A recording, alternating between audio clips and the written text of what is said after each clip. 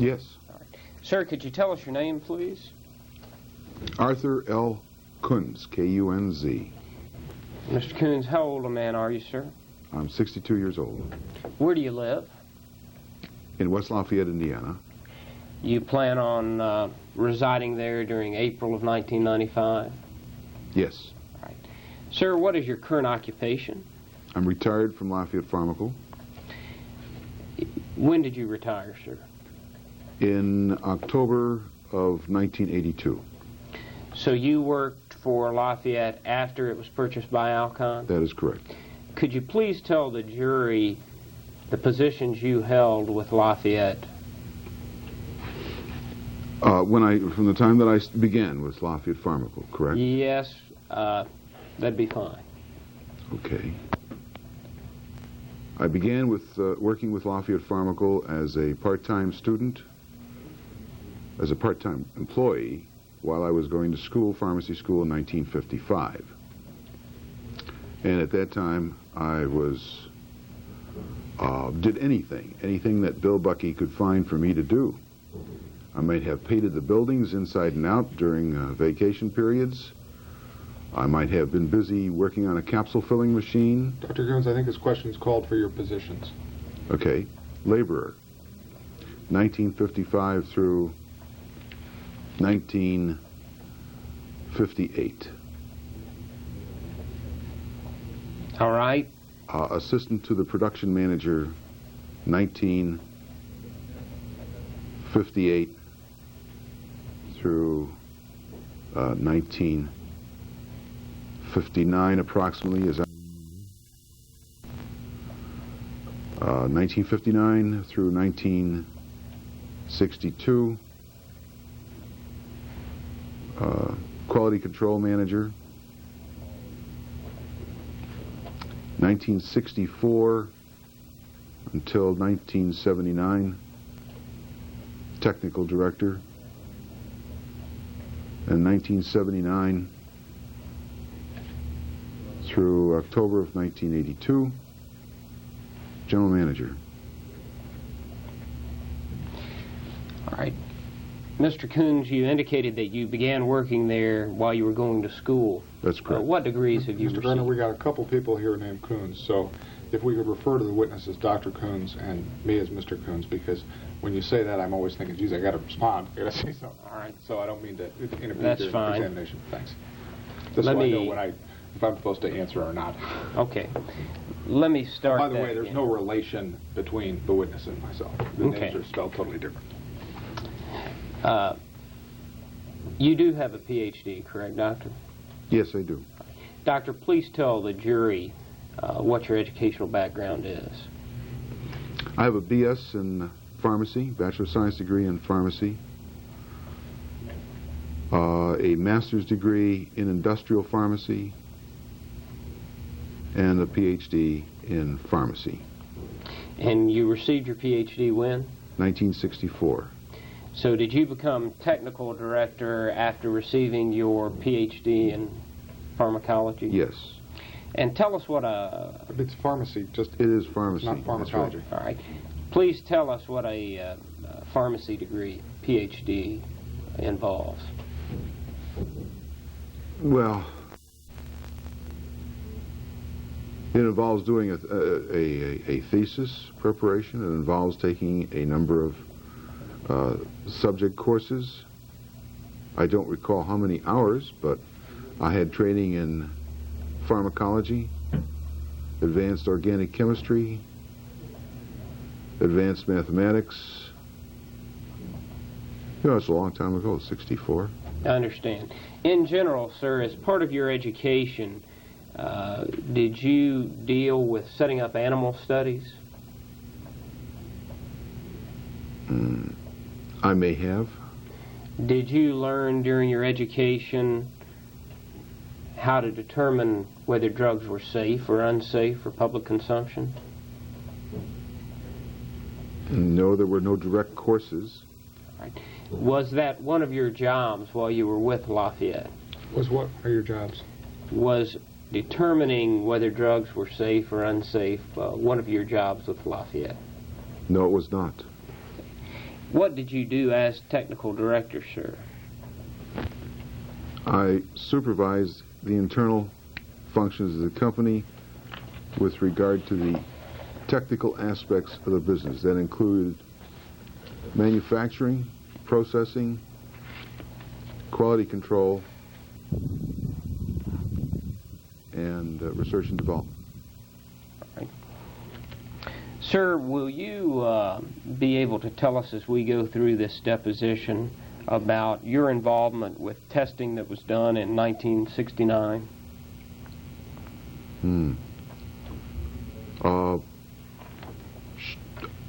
Some of it, perhaps, yes. All right.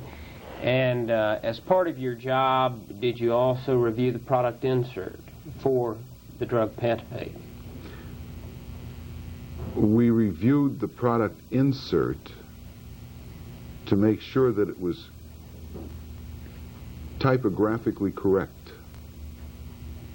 Right.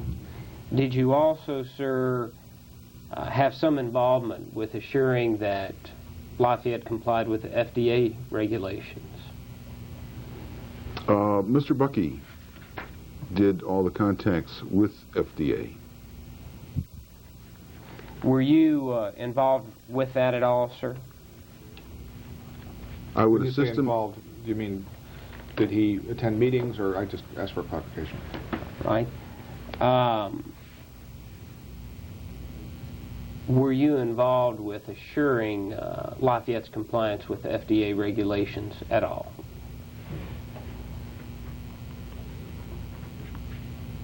Same objection. Vague. You can answer, sir. You can answer. I follow my attorney's suggestion. No, I'm just objecting. My question is, I don't know what he means by involved. You can answer. I just object for the record. It's not. Don't worry about Well, it. I'm kind of puzzled by the same term. All right. Could you Well, sir, say yes. specifically what you mean by being involved? Let me ask you this. Did you review the Federal Register to keep abreast of what the federal regulations required? Yes. And after you would review the Federal Register, would you be involved in making sure that Lafayette complied with the federal regulations?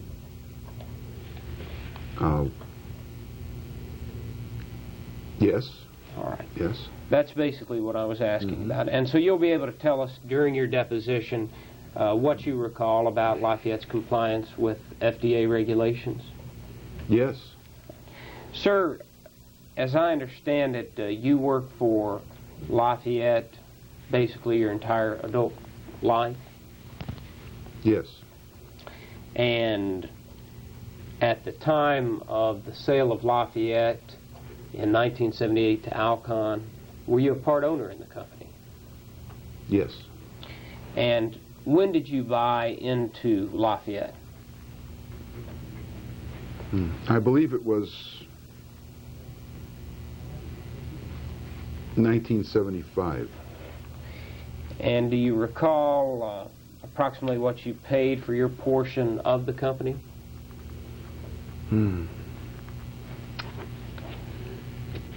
I can guess it to be. Don't guesses or speculations. If you I have recall, no fine. Can't exact recall. idea. I cannot recall.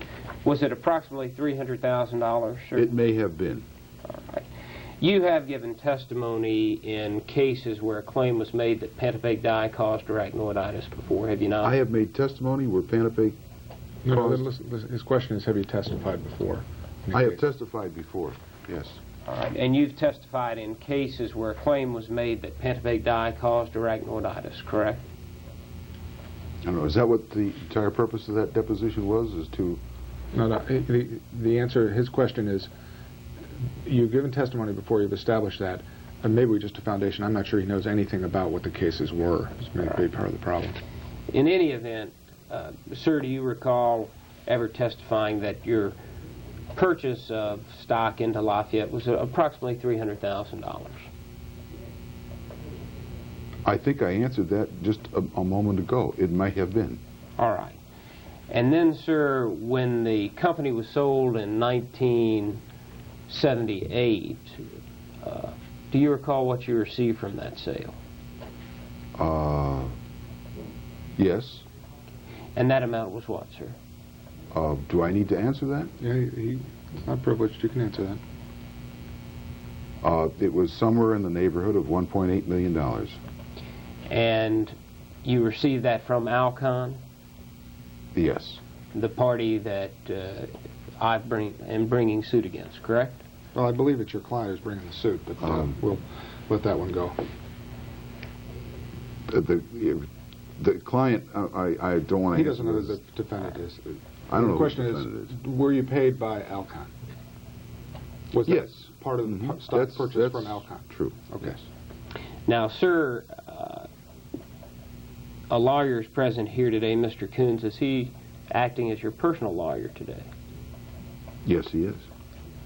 And who is supplying his services for you? Do you mean who's paying my bill? Is that what you're saying? Yes, you can answer, sir.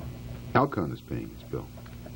And, sir, do you charge for the time that you consult No, I do not. with Alcon? Have you read Barry Newton's deposition in this case? Yes. And are you aware that he was being paid $125 an hour for consulting? From his deposition. And do you know why Mr. Newton was paid as a consultant and you are not? Well, I guess I never asked to be paid as a consultant.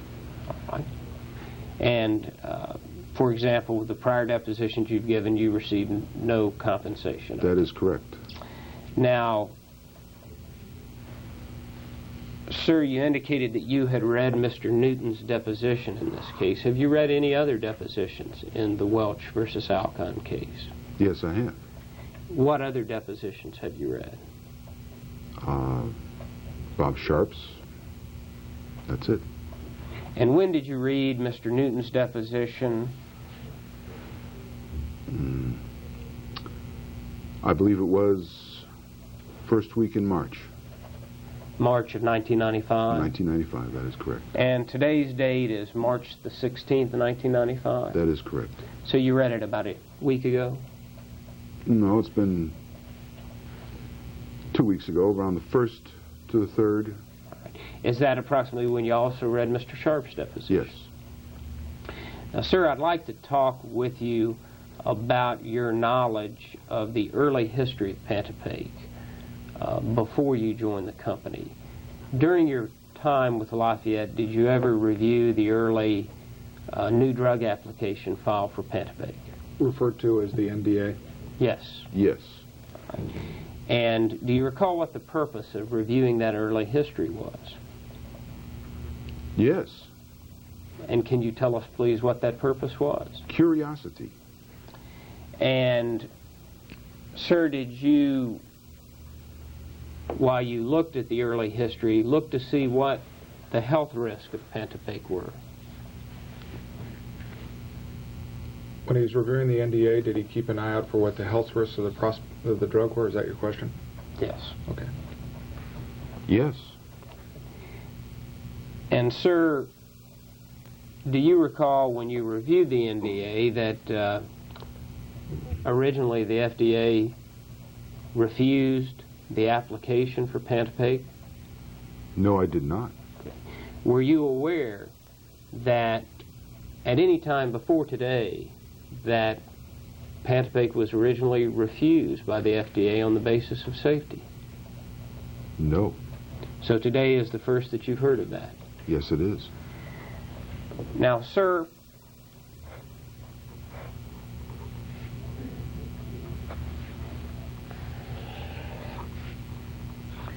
Pantapake comprised what portion, percentage-wise, of Lafayette's business? Certainly over 50%. Was it the major profit producer for the company?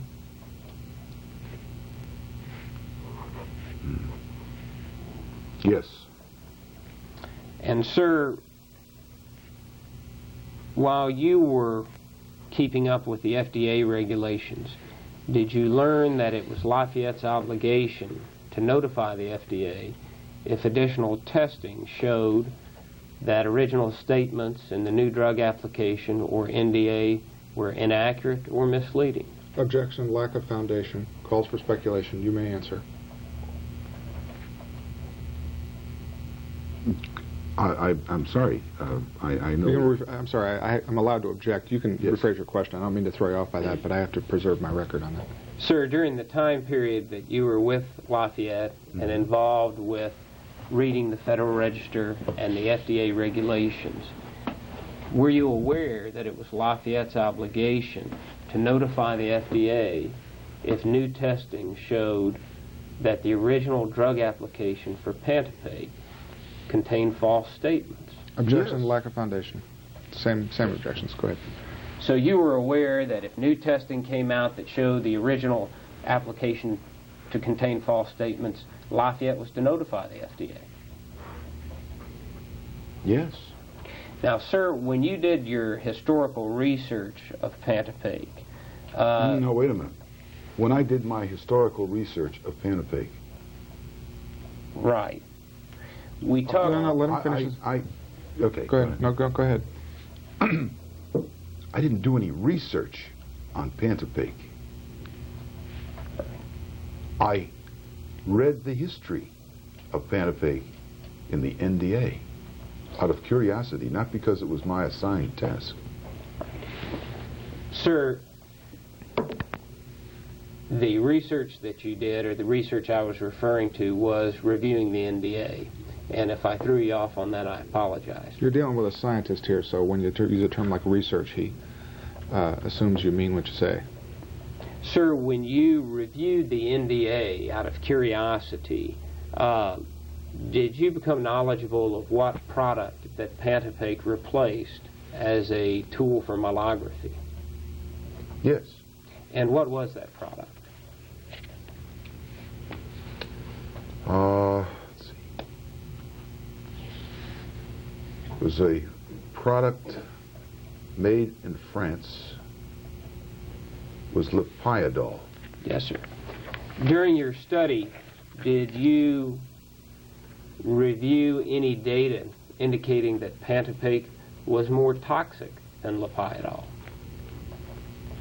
I do not recall reading that. Sir, when you reviewed the NDA, do you recall reviewing any work by Dr. Steinhausen? Yes. And can you tell the jury, please, who Dr. Steinhausen is? Dr. Steinhausen is a neuroradiologist or a neurosurgeon, I believe. Neuroradiologist. I suspect that that would be more accurate. Who did work with the original inventors of Pantopake. And the original inventors of Pantopake were who? Dr. Strain. And there may have been two others associated with that, a few others. Did the original inventors of Pantopake form a corporation known as the Noned Corporation? Do you know? I do not know. You indicated that Dr. Steinhausen was one of the early researchers of Pantopake. Did you ever read his thesis on Pantopake? No, I did not. Did you read the article that he wrote that was submitted to the FDA? I do not recall. Sir, do you recall whether Dr. Steinhausen's thesis was submitted ever to the FDA? Objection, lack of foundation, calls for speculation. I did not realize that Dr. Steinhausen had a degree necessitating a thesis. All right.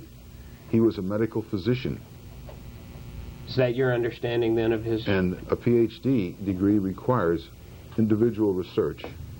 The question is, do you recall if the thesis was ever submitted to the FDA? Do you recall that or not? No, I do not. Okay. I do not recall it.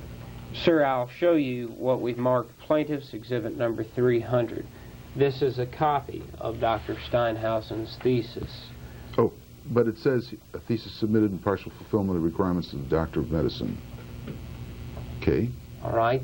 Now, in looking at this, do you ever recall seeing Dr. Steinhausen's thesis? No, I have not. All right. Now, sir, do you know the number of dogs that were tested by Dr. Steinhausen with Pantopake? At this time, I do not recall. Let me ask you if you recall the total number being 15 dogs. It may have been, but I do not recall. I understand. Do you know whether Pantopake was put on the market with only 15 dogs being tested intrathecally? Question is, do you know? Do I know? I do not recall that.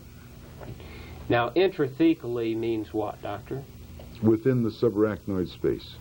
And is that the use that Pantopake was mainly put to in people? As I understand it, yes.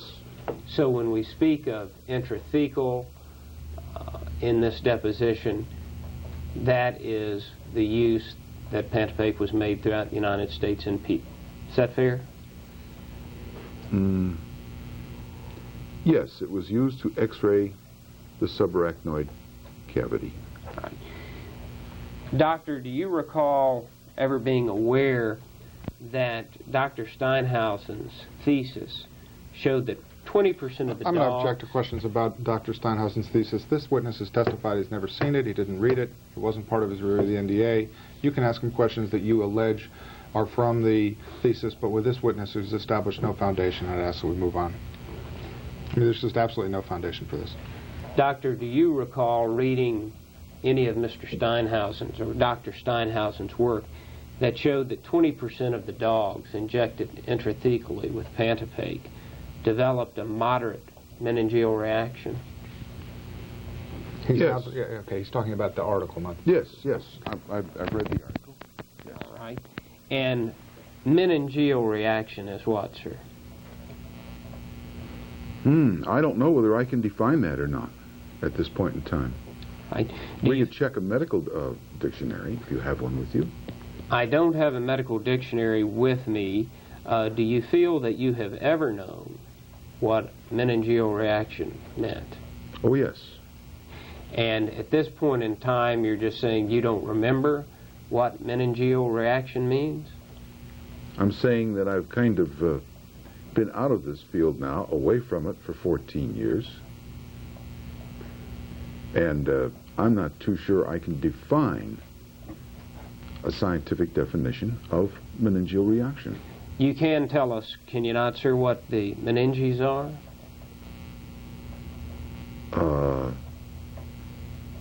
No, I can't.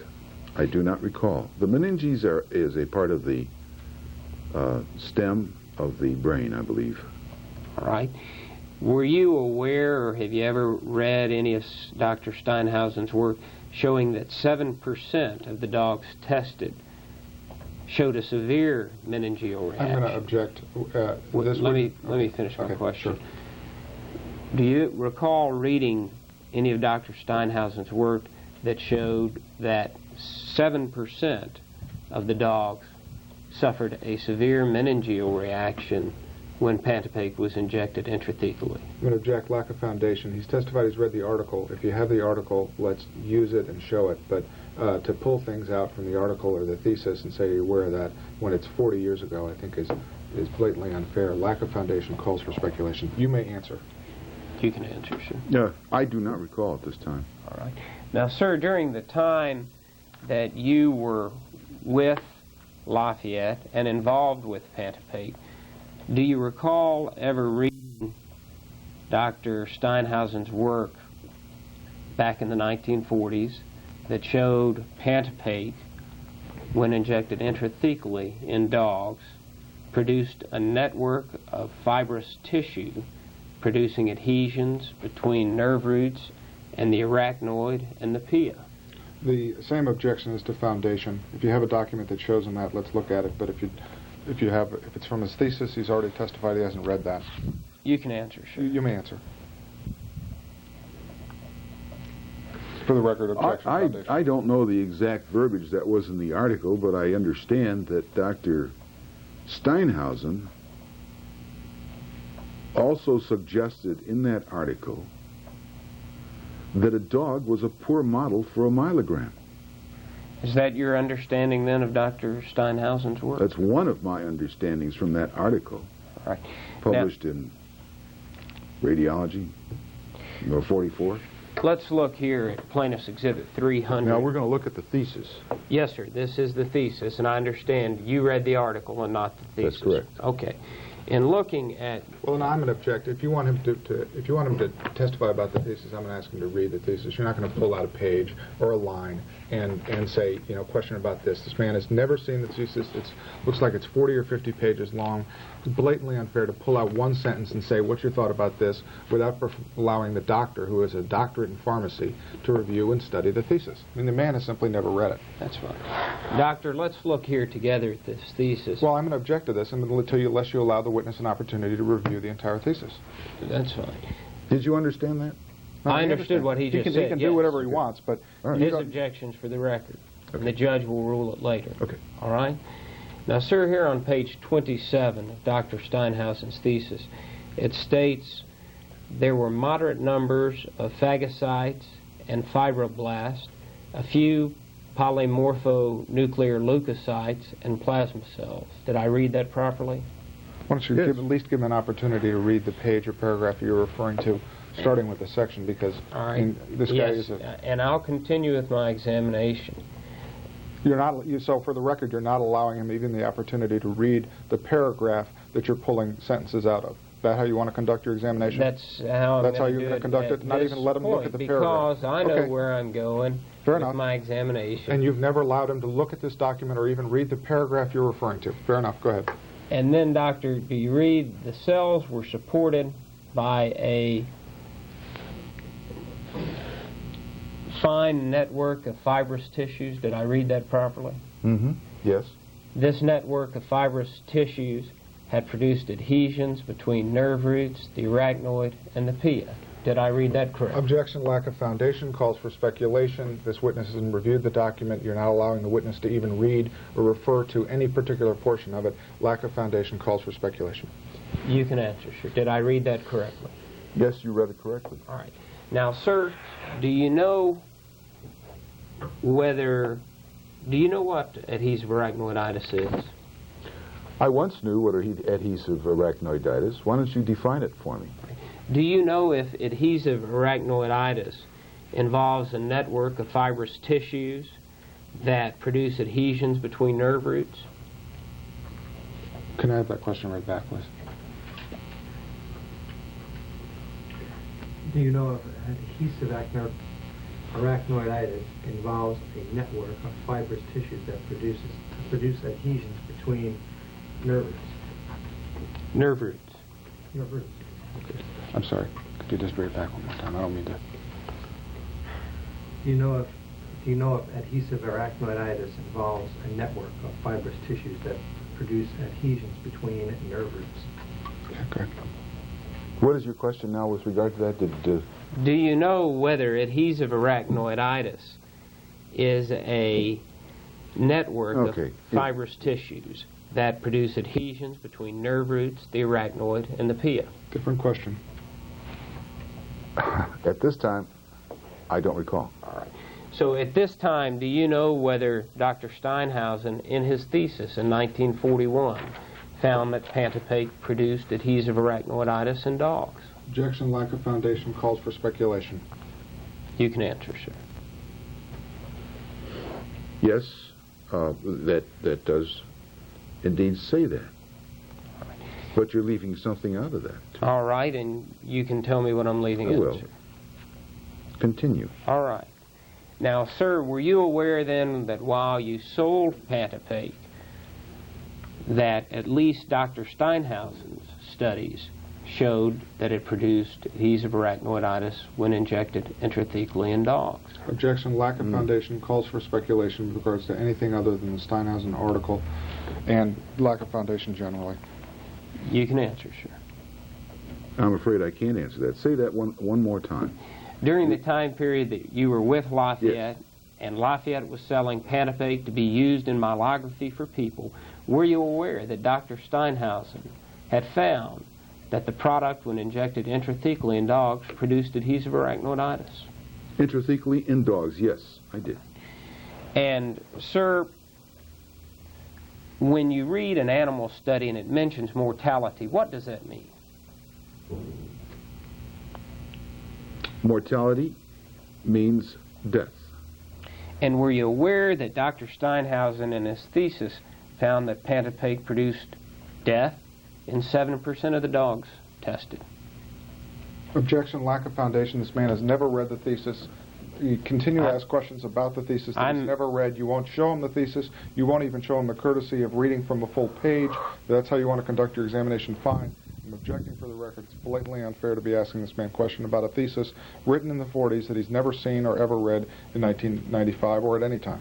You may answer. You can answer. I do not recall that statement. All right. Now, sir, were you aware that when Dr. Steinhausen did his original work in 1941, that one of the 15 dogs developed generalized weakness of the legs and an inability to walk any distance without support? I'm also going to object. Let me finish the question because we're on video. Doctor, were you aware during the time period that you were technical director of Lafayette that Dr. Steinhausen's early work showed that one of 15 dogs, 6 months after the intrathecal injection of Pantopake, developed generalized weakness of the legs and was unable to walk any distance without support? Same objection. Foundation, lack of foundation calls for speculation. No basis for this witness to have any knowledge on anything other than the article that he's read. Do you want me to answer that? You can answer. Okay. Question is, do you have any awareness of that? I don't have a specific awareness of that. And sir, that may have been a part of the article, but I do not at this time know for certain. No, he's got the article. He won't show you the article. He won't show you the thesis. He can conduct the examination any way he wants. Sure. Okay. yeah, I've got a right to know what this witness may have known during the time that the product was being sold. And that's what I'm asking you about, sir. Now, sir, 1 out of 15 is what percent? Should I have brought my little calculator with? Well, Don't we, I mean, is this an exercise in mathematics? well, I 1 hope in 15 is what percent? Well, it's a little bit less than 10, isn't it? Okay. And it could be 7.5. Is that your thought then? Between 7.5 You can add and 10%. divide just as well as I can, sir. Sure. And did you ever, that you recall, during the time that you were with Lafayette, try to determine the percentage of dogs that had severe reactions from Pantopake from Dr. Steinhausen's work? Same objection. Lack of foundation calls for speculation. Not to my knowledge at this time. Now, sir, were you aware that Dr. Steinhausen, at least in his thesis, found that Pantopake was not an entirely satisfactory medium for intrathecal injection? Objection. This man has not read the thesis. You've asked him questions after questions about his thesis. Sorry. These are nice tilting chairs here. Lack of foundation. You can answer, sir. I don't recall that specifically at this time. Now, sir, do you know if the Steinhausen thesis that we've just talked about, Plaintiff's Exhibit 300... But you've never read or seen before today. Yes. Okay. Again, if we could, please let me finish my question. Sir, do you know whether the Steinhausen thesis that we've been talking about here, Exhibit 300, was ever submitted to the FDA? Lack of foundation calls for speculation. I don't know personally whether it was submitted to the FDA or not. I have not read that thesis. Right. And as we sit here today... Did you see it in the NDA? It was not in the NDA. As we sit here today, do you know if there are factual differences between Dr. Steinhausen's thesis and the article that was submitted to the FDA? Sir, I cannot answer that because... Let's go off the record here. We got to... Sir, do you know, as we sit here today, whether there were differences between Dr. Steinhausen's thesis and the article that was submitted to the FDA on Pantopake? I can't answer that question because I have never read Dr. Steinhausen's thesis. And that was something that you never read during the time that you were with Lafayette, to your recollection? To my Objection, recollection, asked and answered. You better answer again. to my recollection, I have not read that thesis. Now, sir, while you were with Lafayette and dealing with FDA regulations, was it your thought that all material should be submitted to them that might have an implication on the safety of Pantopate? Objection, lack of foundation. This man is not an expert in FDA regulations or what they require. You can answer, sir. Well, I'm not certainly an expert in FDA regulations. And who was the expert in FDA regulations at Lafayette? At Well, what time? Good point. Who was the expert in FDA regulations at Lafayette between 1964, when you became technical director, or was it 65, 65. and 1978, when Alcon purchased your company? well, to a certain point, till the time W.S. Bucky handled that. However, we had several experts that we consulted with. One was Joe Stetler. And you were also involved with at least keeping up with the FDA regulations. Yes. All right.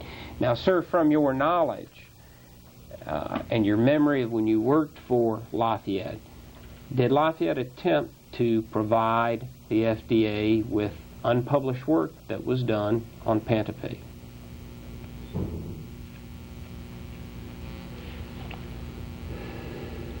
Yes. All right. Yes. Sir, you were involved, were you not, with a 1969 Hazleton study? Yes. And please tell us how that came about. Do you mean the study about rabbits or dogs? There are two of them. Dog studies. Okay. Oh, you don't want to know the thinking Well, behind the all right, study. what it You are comes just about. really... Just let him rephrase the question. Yes. let me start again. Sir, in 1969, Hazleton Laboratories did some studies for Lafayette and for Kodak comparing Pantopate that was on the market versus Pantopate 2. Is that Yes. fair? Yeah, That is object then for the Kodak department. Go ahead. Just for the record. And you were involved with those studies, were you? Yes. And could you please tell the jury what Pantopate 2 was? Pantopate 2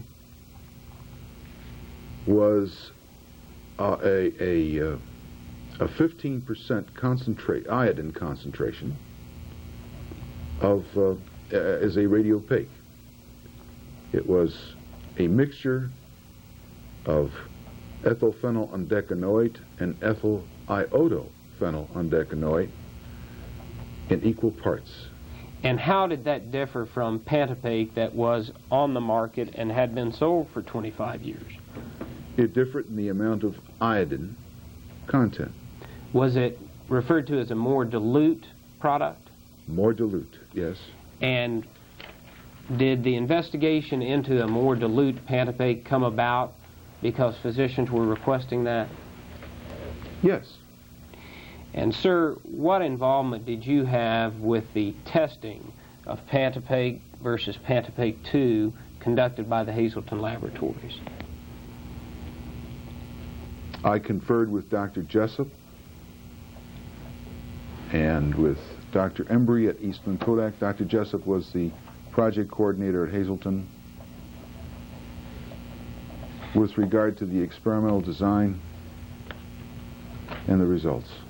So you were involved with setting up the design of the study? No, I conferred with them, with him, his staff, and also Dr. Embry. All right. And in other words, you had input on the design of the study? Yes. All right. Now, sir, do you recall ever seeing the invention report for Pantopate 2? Just for the record, let's identify it's marked as PX.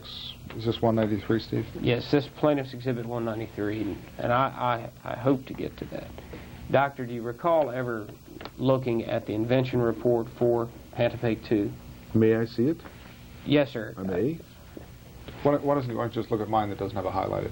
You can, don't worry about it. Thanks. Doctor, you're now looking at Plaintiff's Exhibit 193. Yes. Now, do you recall ever seeing this document before? Yes, I have. Right. Sir, I'd like to go through a couple of the items of this report that I'm interested in.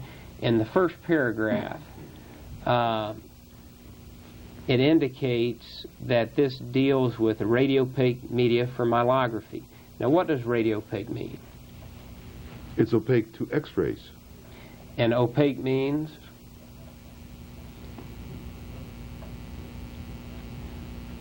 When you look on the X-ray, is it white or black? I guess that's what we're trying to get at. I guess so, but there are varying degrees of opacity. Okay, well, That's what I'm thinking about. Opaque is not translucent. All right. And then it indicates that this is an improved radiopaque medium for myelography, correct? Yes, that's what it says. Then, sir, if you could please turn to page 2 of the invention report. Take whatever time you need to read the document.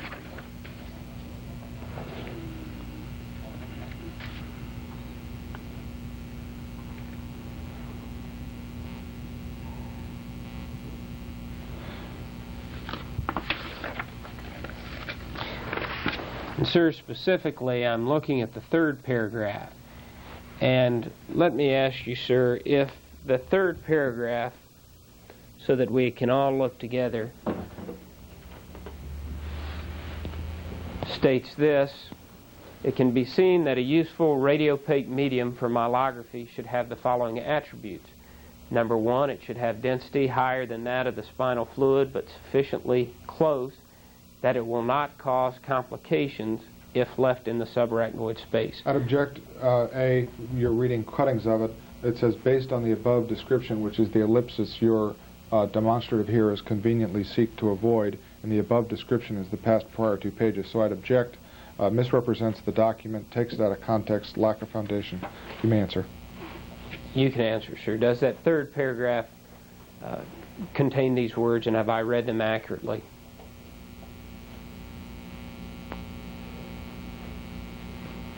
Same objections.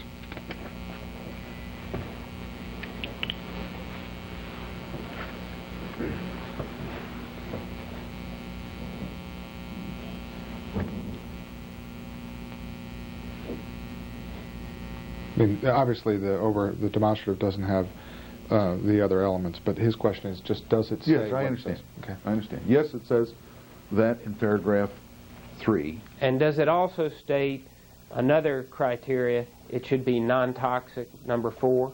Doesn't say in what. Right. Does it say that it should be non-toxic?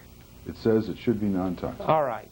And, sir, why is it important for a radiopaque medium to not cause complications if left in the subarachnoid space? Objection, lack of foundation. The man's not a medical doctor. Well, I guess I must agree with my attorney. All right. You don't know. Why isn't that a nice thing to have in His any question product? is, do you know or not know? I do not know. Okay. Do you know why it's important that a radiopaque medium for myelography be non-toxic? Well, even water has a toxicity to it. Ever hear of drowning? I have, sir. Yeah. But getting back to my question, why is it important for a radiopaque medium to be non-toxic? I think it's important for any medicine to be non-toxic, not just a radiopaque medium. All right. That's something we all work toward. So, these were the thoughts about, at that time in 1966, about Pantopake 2 and what Eastman Kodak and Lafayette were hoping to achieve. Is that fair? That is something that... Go ahead. Could you just read that question back on? I can restate it. Okay. Is it fair to say that in 1966, Eastman Kodak and Lafayette were both wanting a radiopaque medium for myelography that would not cause problems if left in intrathecally after myelogram and that was non-toxic? Objection, lack of foundation as to anything for Eastman Kodak. This man has never worked for Eastman Kodak. Any answer? This is an invention report that I read way after the fact. I understand. Was it a goal of the medium to be non-toxic and to not cause reaction when left in? The goal, to be more accurately stated, would be that it should be no more toxic than Pantopaque 1 with containing 30% iodine. All right. And so when the chart says non-toxic, it really means no more toxic than Pantopaque. I don't know what he meant when he wrote that. All right. I do not know what was in Mr. Feist's mind. And did you ever write and tell him we need to correct this invention report and take out the word should be non-toxic and include instead should be no more toxic than Pantopaque? Didn't I just say before, Mr. His Gardner? question is, did you ever write him and say that? No. So as far as you know, this invention report that we have just looked at was never modified subsequently? No, it was not. All right.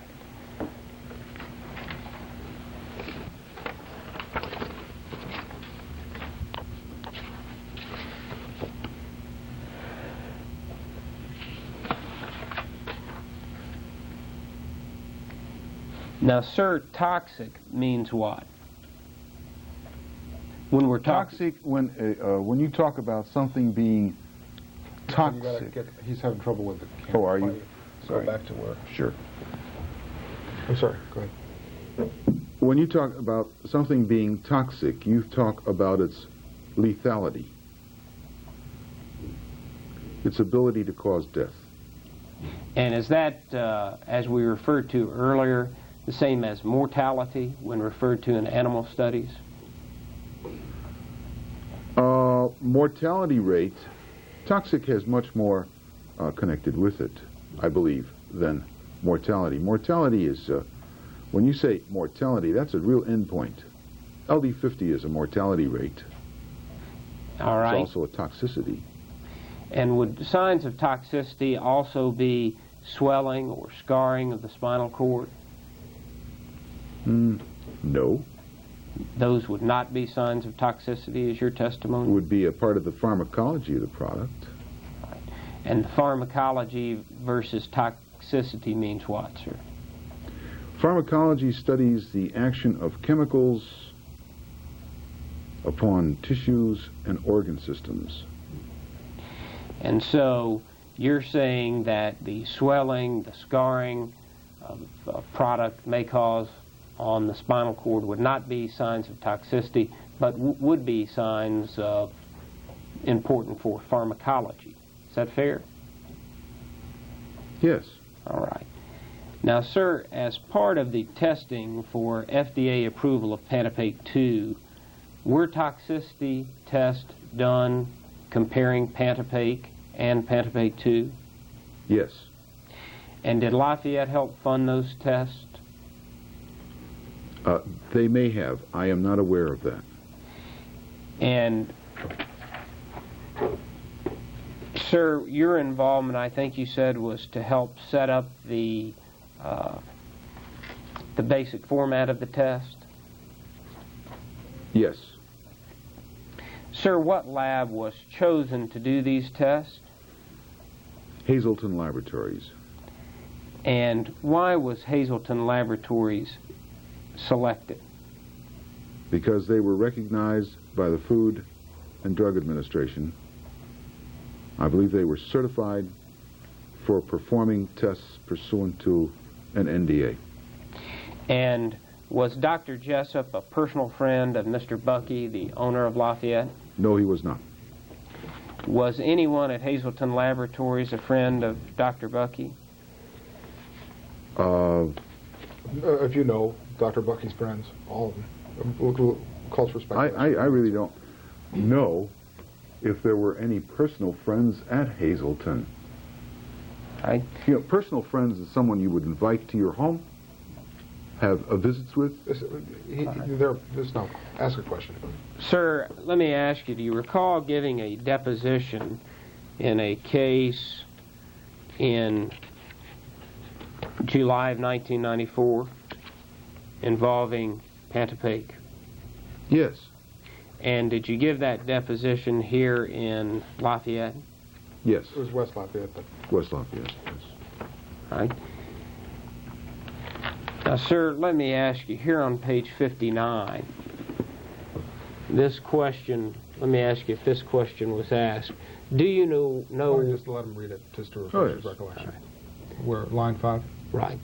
Line 5. Do you know why Hazleton was hired to do the studies as opposed to some other company? And your answer was what, sir? If you could read that. Objection. This is not impeaching. Lack of procedure. You just let him refresh his recollection with his deposition testimony. Sir, Does that refresh your recollection? Yes. Okay. Sir, if you could read your answer, please. Same objection. This isn't impeaching. You can. I'm just objecting for the record, Dr. Coombs. You can answer.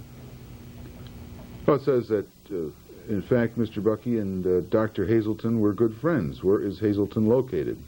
All right. I think he just wanted you to stop it. Yes, good friends. Let me ask, was your answer, well, Mr. Bucky used Hazleton Laboratories for studies in the past, and we had met Dr. Hazleton? That is correct. In fact, Mr. Bucky and Dr. Hazleton were good friends. Yes. All right. Now, so does that refresh your memory about at least one reason why Hazleton Laboratories was used for the Pantapaque and Pantapaque 2 studies? Objection. That's not what the deposition says. You can answer, sir. I have no recall if that's what the deposition, and because the question was, is that one of the reasons Hazleton was used? That's the question. Does any friendship between Bucky and Hazleton refresh? Had nothing to do with it. All right. And so this would have been a misstatement in your prior deposition? No, that's not a misstatement. All right. They called each other, whatever Dr. Hazleton's first name was, Tom and Bill. And I interpreted that as perhaps being good friends, but they never visited together. I see. All right.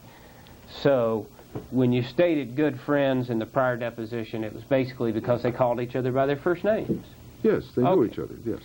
Now, sir, let me ask you, was there an intrathecal study done comparing Pantapaque 1 and Pantapaque 2 in dogs? Yes, there was. And was that done by Hazleton? Yes. And how long did that study last?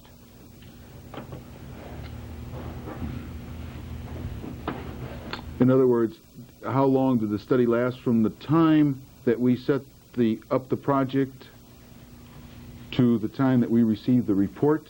Right. That's what you're asking? My question could have been clear. How long was the Pantapaque and Pantapaque 2 allowed to remain intrathecally in the dogs before they were sacrificed? I believe it was 6 weeks. Right. Sir, I've got a... Referring to the 1969 study? Right. Yeah. Okay. I've got a copy of the study that's entitled 15-Week Intrathecal Toxicity Study. Mm-hmm. Is that a different study than the one you were referring to?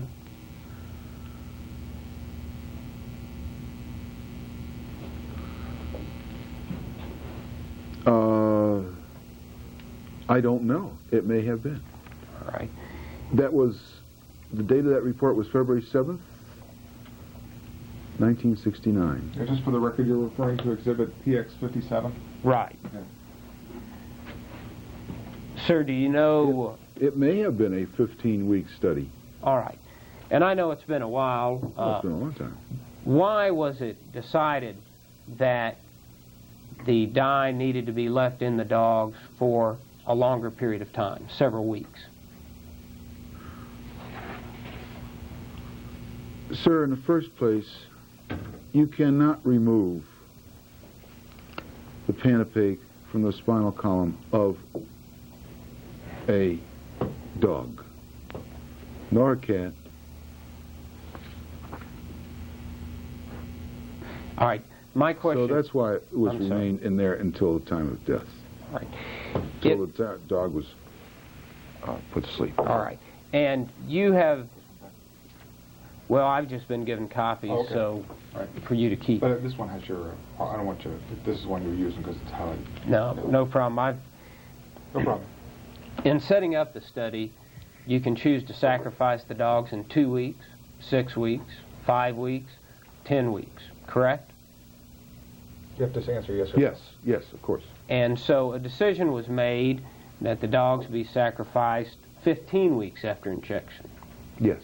All right. Why was it decided, if you recall, to wait extended period of time before sacrificing the dogs? At this time, I do not recall. All right. Sir, I want to show you Plaintiff's Exhibit number 194. Yes. Now, it's my understanding that this is a memo to Dr. Morris Embry. Who was Dr. Embry, sir? I Dr. want to ask if this witness ever seen this document before. You ever seen this before? I'm just trying to go through it here and refresh my... Doesn't seem to have your name on it. No, it doesn't.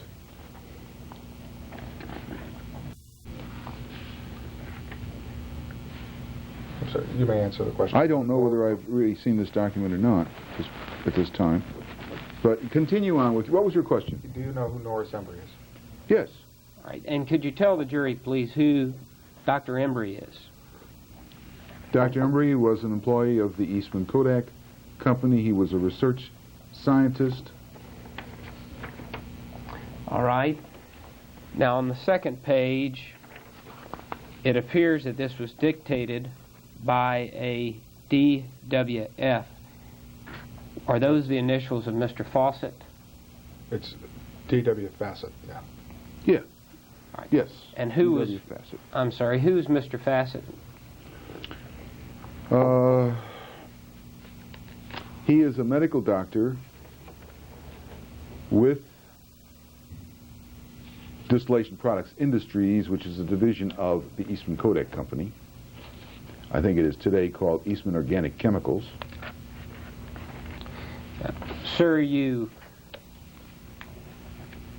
were unsure about whether or not you'd seen the document or discussed the subject matter with Drs. Embry and Fawcett. Let me show you Plaintiff's Exhibit 195. Can you identify that for the record, please, sir? Just take a moment to read it. Mm-hmm.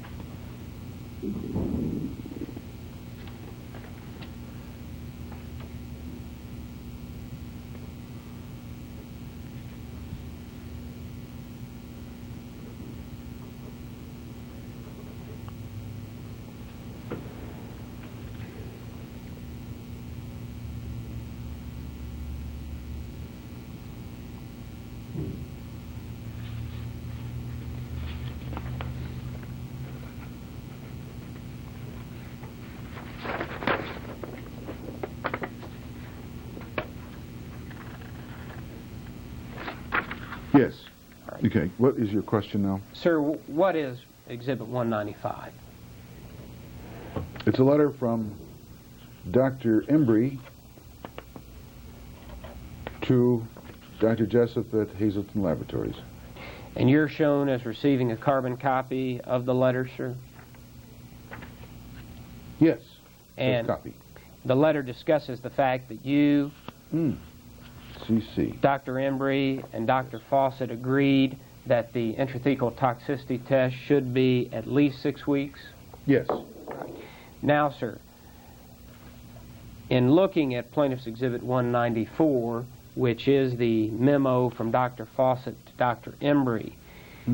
It indicates some of the reasons why it was decided that the test should be longer than just a few weeks, does it not? If you're going to ask him that, why don't you just take a moment to read Exhibit 194? Yes, I will.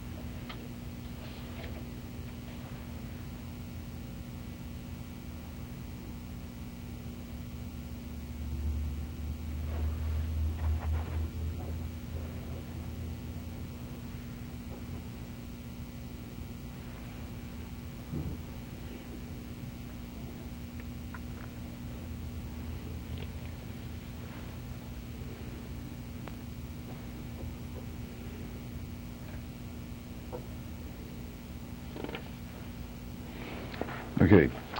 Sir, you've now had a chance to read through Yes. the memo. Yes. All right, and we were talking about reasons why it was decided to have the test conducted and the Pantopake and Pantopake 2 remain intrathecally for several weeks, correct? Therefore, Now- you get Oh, yes. follow up. Sure. Doctor, here in Exhibit 194A was one of the reasons why you wanted the test to be conducted for several weeks, because the Steinhausen paper showed that the material does not really settle down and become encysted until about 6 weeks. Is the question, is that one of Dr. Coons' reason, or is that what this document, Exhibit 194, states? You can answer, sir. Yeah, you got me. Is this Yes. my reason? You're not quoting him. All right. If they were That's referring in to the quotes. The question- Steinhausen's Dr. paper, Coons, that is in yes, quotes, what he that's just correct. showed you. That is correct. Let- I'm sorry I missed that. I'm sorry to Okay, interrupt, but sorry. we can only- I understand. Dr. Coons, let me ask you, if in the 5th paragraph, one of the reasons cited by Dr. Fawcett for having the intrathecal toxicity study last longer than just a couple of weeks, is this one of the reasons? If they would refer to Steinhausen's paper, they would see that the evidence is that the material does not really settle down and become encysted until about 6 weeks. Yes. All right. Was that also one of the reasons why you felt the study needed to be at least 6 weeks? If you know. Yes. All right. And by material, are we talking about Pantopake? Either Pantopake 1 or 2. All right. And Steinhausen, is this the doctor that we talked about that wrote about Pantopake in 1941? 44. All right. I believe his thesis was in 1941. Objection, this man has never read his thesis. Never read his thesis. All right. And by becoming encysted, what does that mean, sir? Encapsulated.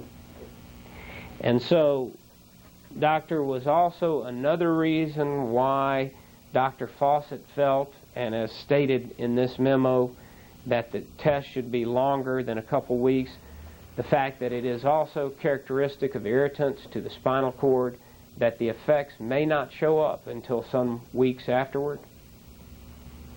Is that a stated reason in Exhibit 194? The question is, that's a quote. The question is that This in is a- 194? This is a quote in 194 Yeah, in Exhibit 9. Well, yes, that is a quote in 194, yes. And was that also a reason why you felt that the intrathecal toxicity test conducted by Hazelton should be more than a couple of weeks? Yes. So would it be fair to say that at least in 1969 you Actually, will... this is 67. All right. Would it be fair to say, sir, that at least in 1967 you were aware that the one characteristic of irritants to the spinal cord was that they may not have effects until some weeks after the initial introduction of the product around the spine? Yes. And was it also your knowledge in 1967 that Pantopake may not become encysted until 6 weeks after it was first injected? Yes. And then, sir, if you look over to the second page,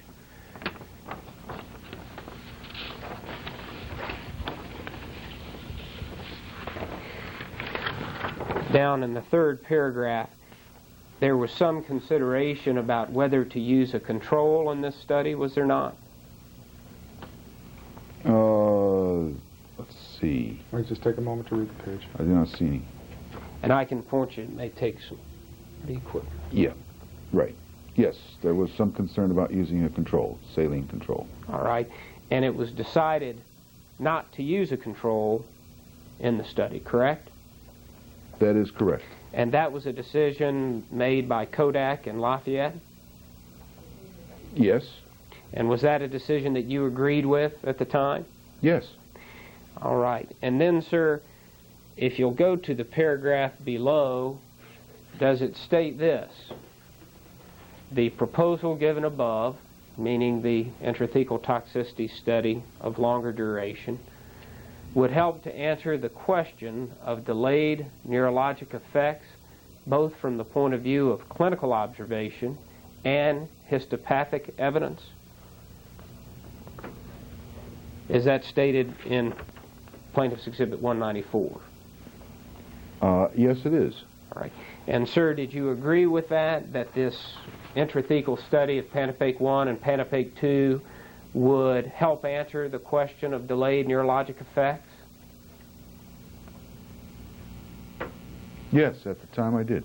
All right. And it says both from the point of view of clinical observation. Clinical observation being what, sir? Clinical observation of the animals. Right. And histopathic evidence being what? Clinical means to see them in situ. Histopathological evidence means to see it on a slide. All right. And so, is it fair to say then that the 1969 study, the background behind it, was that the design of the study was formatted by Hazelton, Kodak, and Lafayette? Yes. And that the purpose of the study was to determine the question of delayed neurologic effects of Pantopake and Pantopake 2. You mean the only purpose or one of the purposes?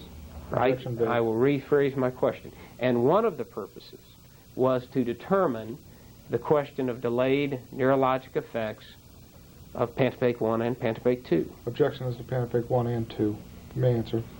Vague. It was designed to determine if there was a difference All right. between the two. So, when it states in the memo that the proposal would help answer the question of delayed neurologic effects, that was only related to Pantopake 2? I don't recall. Delayed. Why don't we take a short break? I can hit that. Fire away.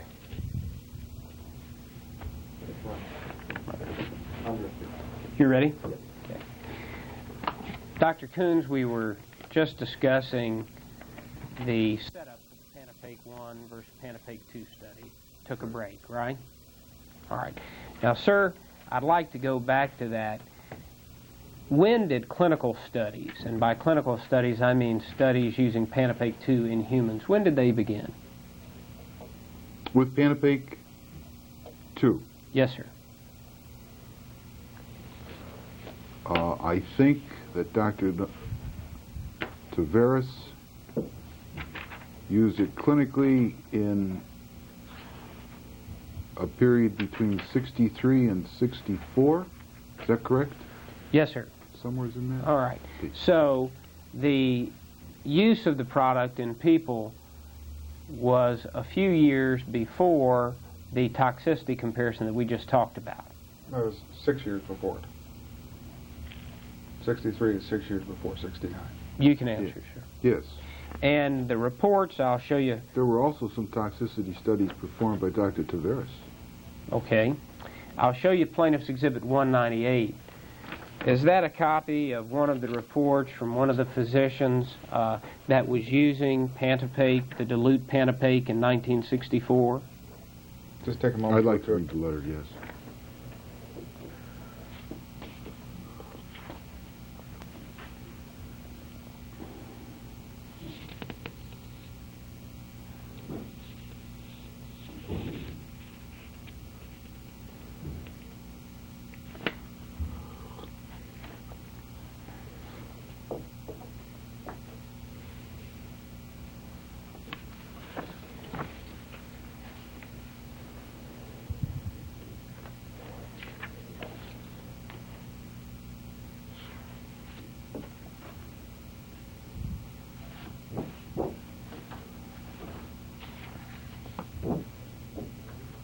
Yes. What is your question?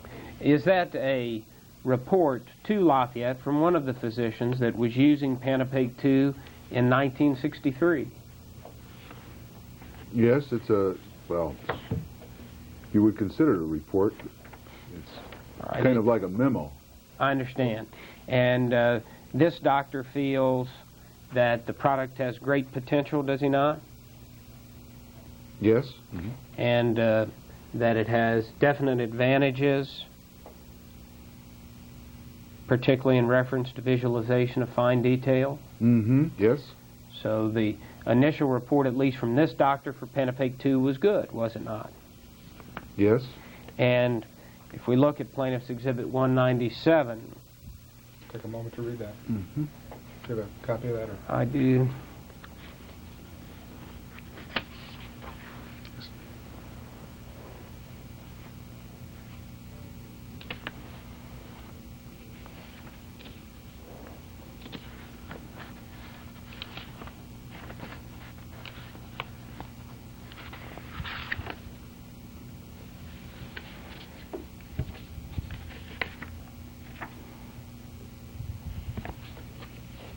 Record, this is a letter by the same Dr. Ralph Hines to Mr. Bucky, or Dr. Bucky, September 27, 1963, DX 197.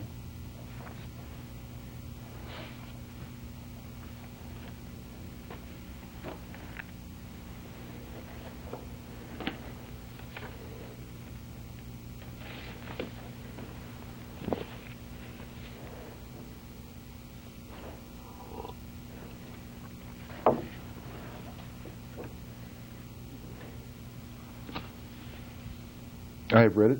All right. And, sir, is that a letter from the same doctor that's using Pantopake 2 and feeling that it has great promise? Or great potential, I'm sorry. Yes. It's the same physician, Dr. Hines. And, in fact, had Lafayette commissioned consultants who were writing about the benefits of diluted Pantopake in the published literature. Objection to the word commissioned, vague. You may answer. I don't recall, All right. in this period of time, whether there were additional consultants, there were additional clinical investigators, but they were not commissioned because we paid none of these people anything. I understand. These people were using your product on a volunteer basis. That's correct. And then Dr. Kiefer, in 1970, wrote an article about using dilute Pantopake, did he not? Yes. And were Dr. Kiefer's findings of dilute Pantopake good? Objection to dilute Pantopake, vague. Do you mean the 15%, the 22%, or which? Objection, vague. Take a moment to review the article. I will.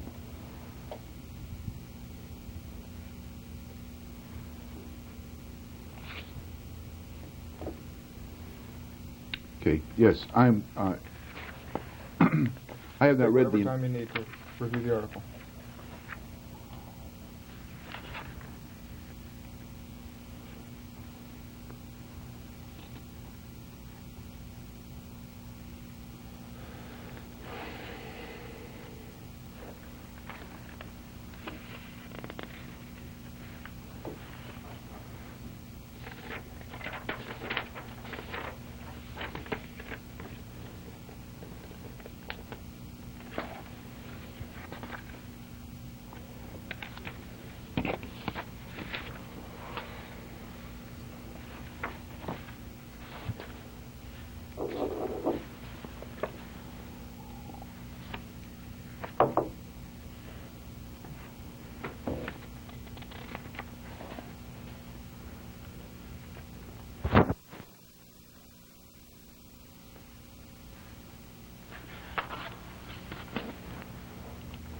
Don't bark on it. No, I won't.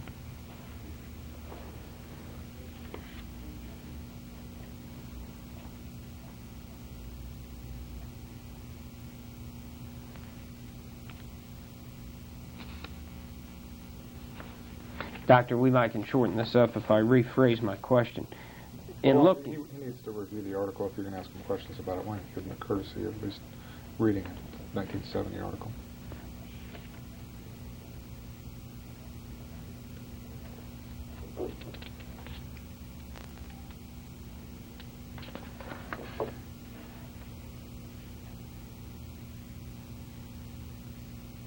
well, my question doesn't require the review of the whole thing. Doctor, in looking at the abstract of this 1970 article by Dr. Kiefer, Yes. Peterson, and Gold, does it indicate that the dilute pantopake may be the ideal form of pantopake for thoracic and cervical myelography? Objection vague as to dilute, whether you're referring to 15 or 22%. You can answer, sir. Well, the objection is vague. I'm sorry, the question is vague with regard, are you talking about 22% pantopake? Well, the 22% pantopake in this article was considered, as you know, to be superior for visualization. Let him finish his answer. The 15% fell short of that. Right. So this is an article where Dr. Kiefer, Dr. Gold, and Dr. Peterson are writing that a more dilute pantopake, in this instance 22%, might be the ideal form of pantopake for thoracic and cervical myelography. Is that fair? Yes. All right. And that's a pretty good endorsement by pretty good physicians, correct? Yes, it is. Now, this was written in 1970, correct? Are we done with these? Yeah. That publication that I just read in radiology was written prior to 1970, But published in but published in 1970. 1970. All right. Now, do you recall when the results of the 15-week study came out? No, I do not recall at this time.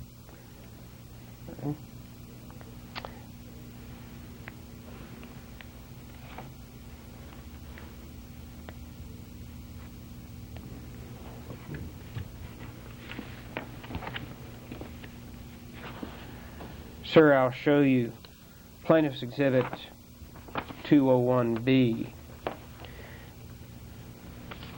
This is a letter by Dr. Embry to Dr. Fawcett, and you're shown as receiving a carbon copy.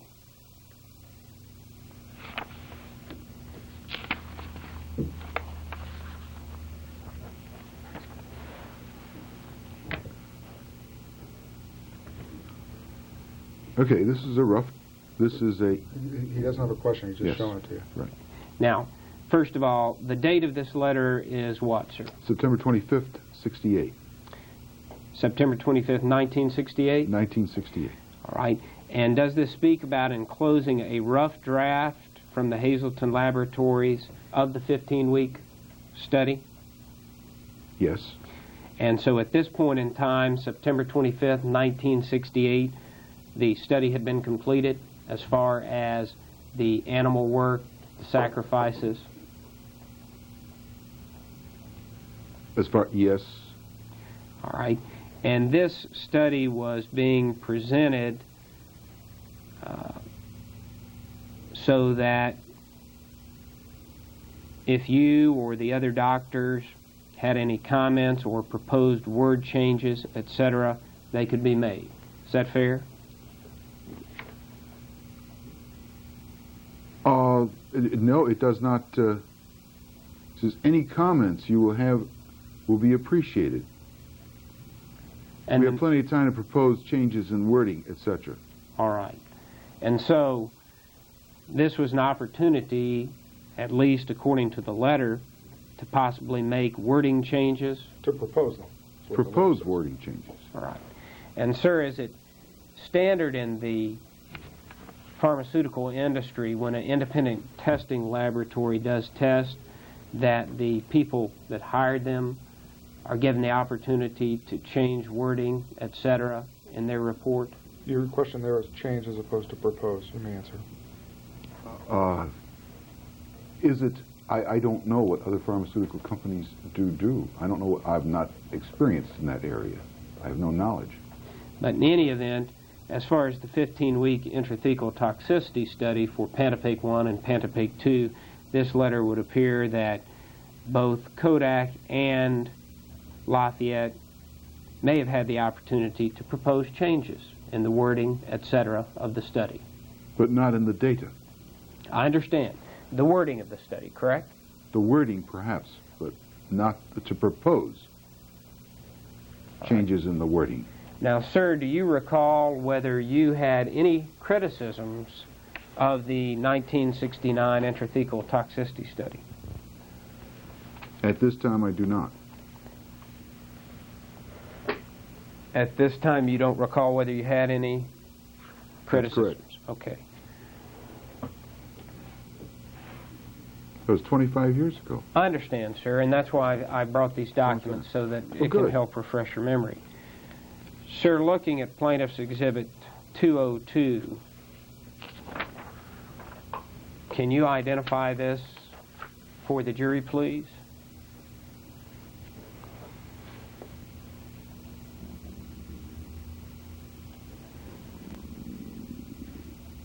Yes, I wrote this letter to Dr. Jessup. Right. And the date of it is when? October 4th, 1968. Just a little while after the proposed rough draft of the final study was submitted for review? I'm sorry. Is this before the rough draft was submitted? I'm sorry. I thought think it was after the that's rough what my draft. question should have said, a short Yeah. time after. Short time after, right. All right. And, sir, do you have any criticisms of the finding of the study in this letter? Do I have any criticisms with regard to the Yes, I do. Okay. And what are the criticisms of the findings, the substantive findings? This is not with regard to substantive findings. All right. This is with regard to correlating the dog number with page 8, gross pathology. All right. So you wrote and said you'd like a dog number to go with the gross pathology That's that right. was reported. That's right. But as far as having any criticisms of the substantive findings of the Hazelton study, there are none contained in this letter, correct? Now, may I ask you a question? Absolutely, sir. There is a difference among attorneys' substantive findings as there would be among a scientist's. Let me evaluation. Just let him Substantive. Is clarify there his question. I'll Okay. clarify my question for you. In this letter, you have not written any disagreements about the conclusions reached by Hazelton in the study. Is that fair? Just asking about what your language in this letter reflects. Yes, I understand that. Okay. Is that a fair statement? That is correct. And you've not Yes. in any way criticized the pathologist work in this letter, have you? Other than the cross-reference. Other than the cross, yes, I have not. All right. Good. And sir, are you aware of any letter by you or anyone at Lafayette where you wrote back in 1968 and criticized the findings of the Hazelton study?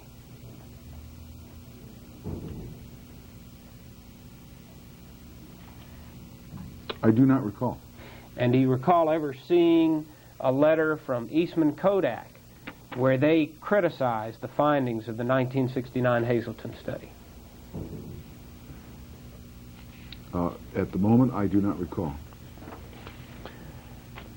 So it'd be fair to say that at least as we sit here today, you recall having no criticisms in 1968 or 69 of the manner that Hazelton performed the 1969 study or the results they drew from it. Is that fair? That is correct, yes. Now, sir, do you recall writing Dr. Fawcett of Eastman Kodak about your findings relevant to the 69 study? And to refresh your memory, I'll hand you Plaintiff's Thank you. 203. Let's take a moment to review that.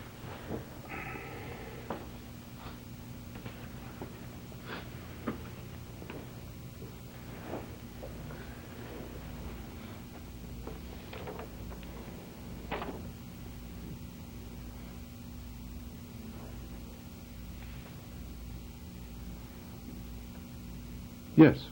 Your question? Now, this is a letter from you dated October 4th, 1968, correct? That is correct. And who is it to, sir? It's to Dr. Fawcett. And please tell the jury what you're writing him about. I will quote from the letter.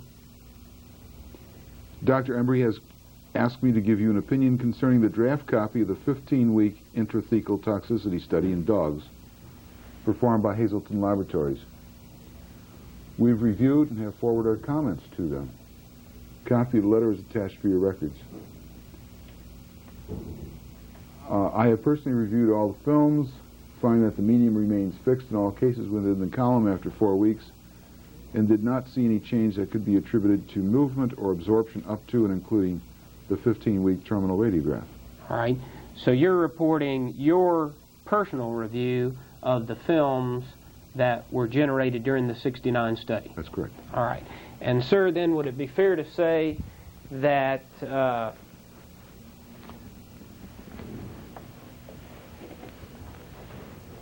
15-week study showed that both Pantopake 1 and Pantopake 2 became fixed in the spinal column and did not move or absorb up to and including the end of the 15-week study? That is correct. And that was your finding as set forth in the letter October 4th, 1968, correct?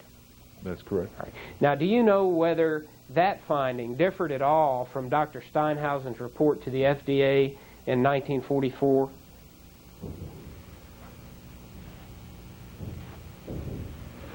It may have differed. In what way, sir, if you recall? I do not recall.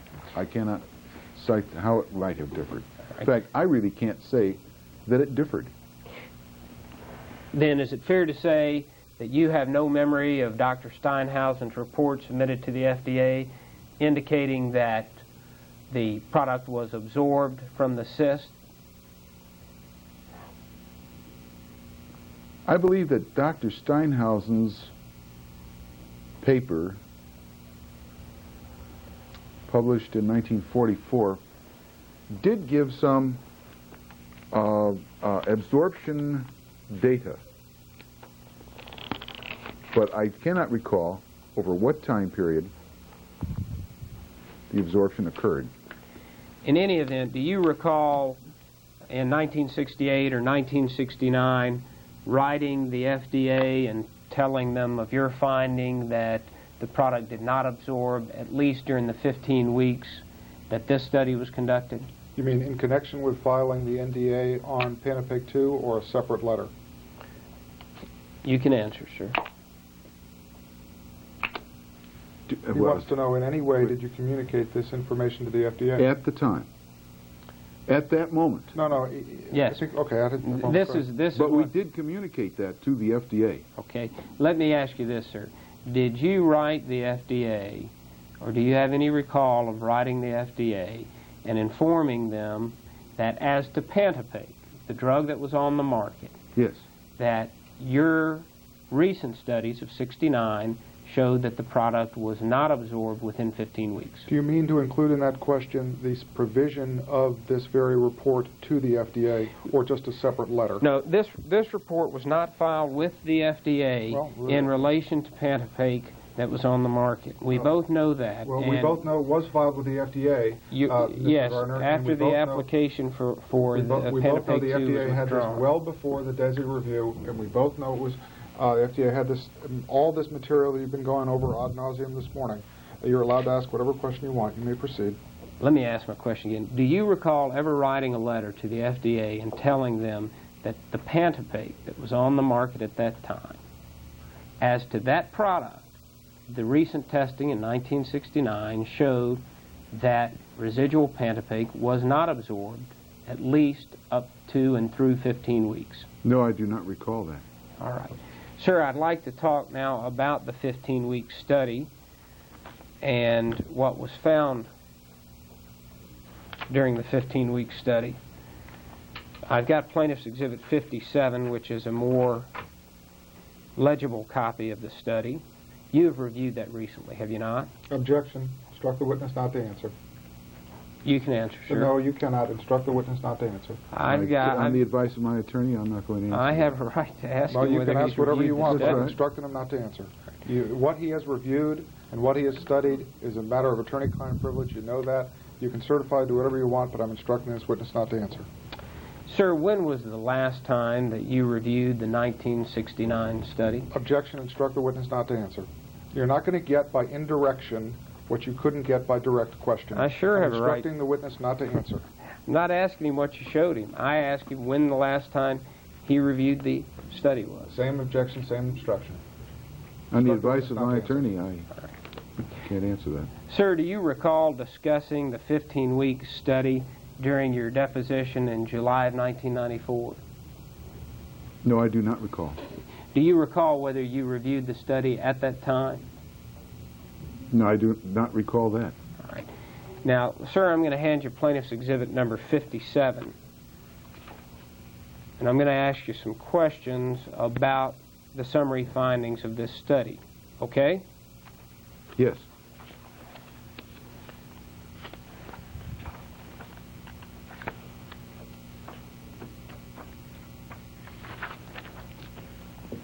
Sir, the summary begins there on page 33. And I'd like to ask you if in that summary the pathologist, Mr. Busey, found as follows, quote, the intrathecal administration... Just give him before you do your whole light show, give him a chance to read the summary. Why don't you just take whatever time you need to read the summary? This is right in the first paragraph. That's fine, but you're surely not going to want him to ask questions about a document that he hasn't had a I'm chance to asking him about what's contained in the study. read. Well, let him read it. And if he can't find it, then he can tell me and I can point it out. Sir, back to the question. Read the report. Does the summary indicate, quote, the intrathecal administration of Pantopake 1, now Pantopake 1 was the Pantopake on the market, correct? Mm-hmm. You have to say yes. Yes. And Pantopake 2 to mature Walker hounds produce varying degrees of granulomatous meningitis in the brain and spinal cord. Is that found in that summary, sir? Yes. Granulomatous meningitis is what, sir? Objection, lack of foundation. I can't give you a specific definition of it at this point. Do you feel that in 1968 and 69, when you helped set this study up, you knew what granulomatous meningitis was? Yes. And the doctors that were working with you, Dr. Emery, Dr. Fawcett, both medical doctors, they would have known what that was? Correct? Yes. Right. So at least at that time, you knew what granulomatous meningitis was? Yes. And you're telling me at this time, you just don't know what it is. Fair? 25 years ago. I understand. And you worked with this product how many years of your life? I worked with that product and the entire corporation with all of our products for 27 years. Right.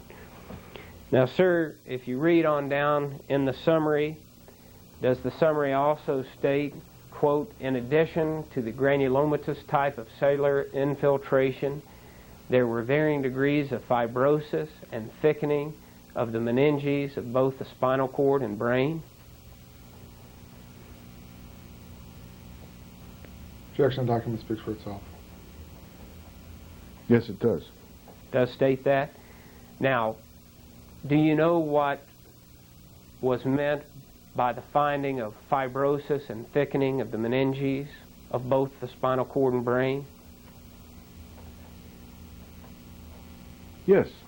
And what was meant by that, sir? Fibrosis, I believe, means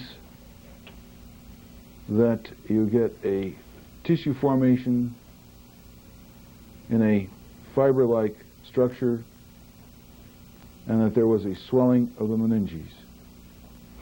Now, do you know if the finding of fibrosis and thickening here in 1969 was the same as the finding of fibrosis in the Steinhausen's early work?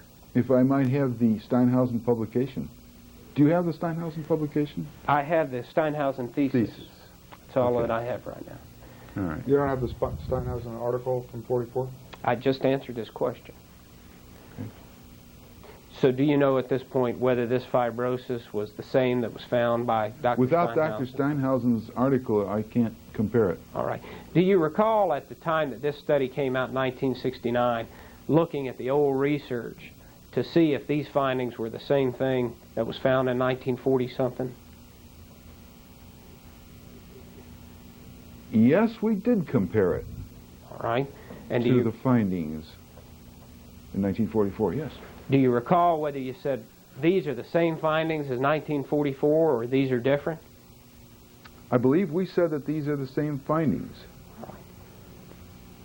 Now then, Doctor, if you'll move on down in the summary, does it state, quote, in the group receiving Pantopake 1 at a dosage level of 0.014 milliliters per kilogram, subdural granulomatous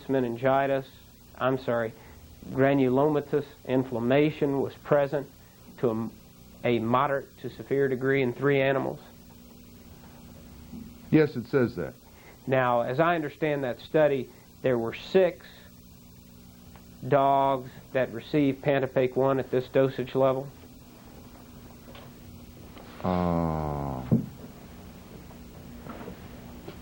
Yes, that's correct. And so half Yes.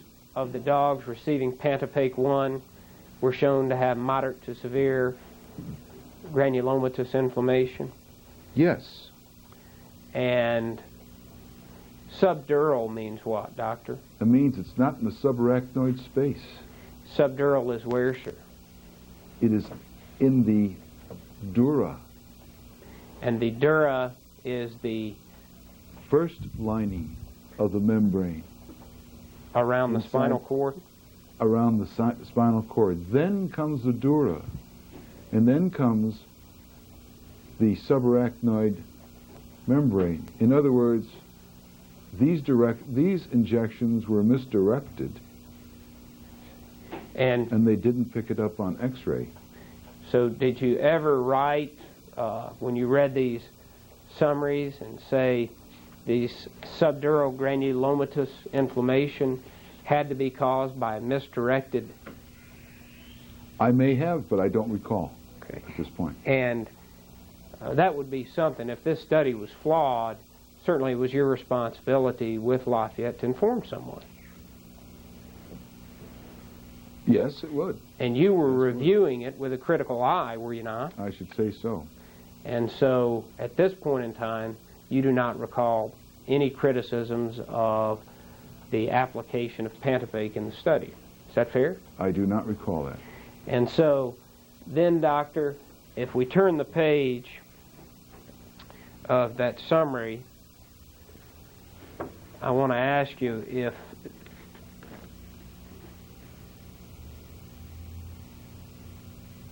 you may want to turn to page Let him read. 34. Yeah, I just want to read the last paragraph. Okay, that's fine.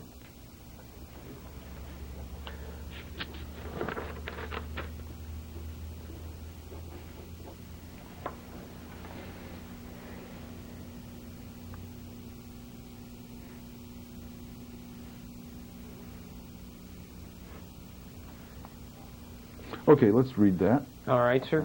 Were these findings found when Pantopake 1, which was the Pantopake on the market, and Pantopake 2 were given at 0.14 milliliters per kilogram? Number 1, severe granulomatous meningitis in cervical region, all dogs, both test groups, and severe fibrosis of the dura mater and arachnoid? Let's see, severe.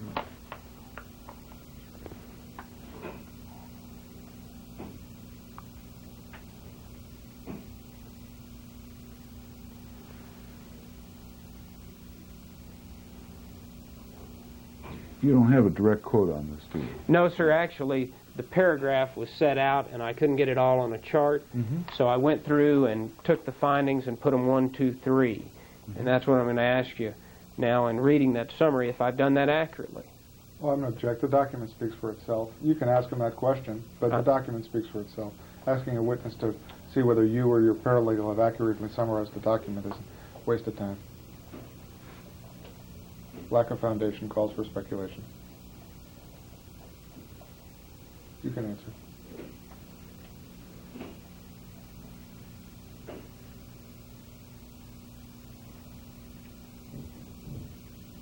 I just note for Yes. the record that none of the handwriting or typewritten periods on page 34 of Exhibit 57 is underlined. You apparently, for some reason, have chosen to underline some or portion of your chart. Yes, That is obviously I different. sure have, and when I want to depose you, Tom, I will. But this isn't the time. Well, but the point is, to the extent you're asking him whether it's a fair summary, plain on its face, it's not. So that's my objection. Sir, let me ask you.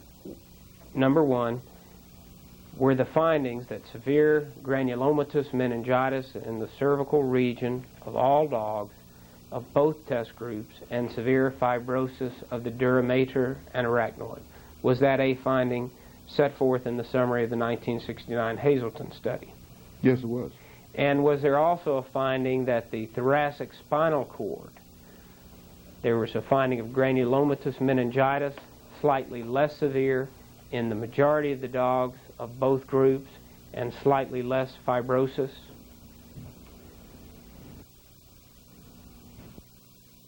Yes. And was it also found that the majority of dogs of both groups had some degree of meningitis in the brain? Yes. Meningitis is swelling. Yes. Inflammation of the meninges. And then, sir, if we move on down, let me ask you, again, you recall having no criticisms of these findings at the time this study was published, or was submitted to you. Is that fair? That is correct. Because this study never was published, was it? I don't recall.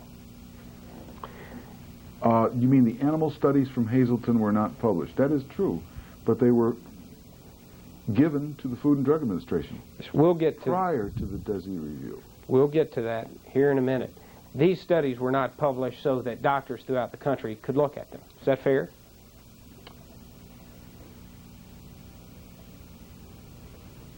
No, they were not. All right. They were not. And sir, Hazelton studies were not. does this study conclude by stating, it can be stated that intrathecal administration of Pantopake 1 and Pantopake 2 at 0.014 milliliters per kilogram and 0.14 milliliters per kilogram stimulates granulomatous meningitis in the areas where the compounds appear to localize? Was that one of the conclusions of this study? Yes, that is correct. And you recall having no criticism of that finding in 1969. Is that fair? That's correct.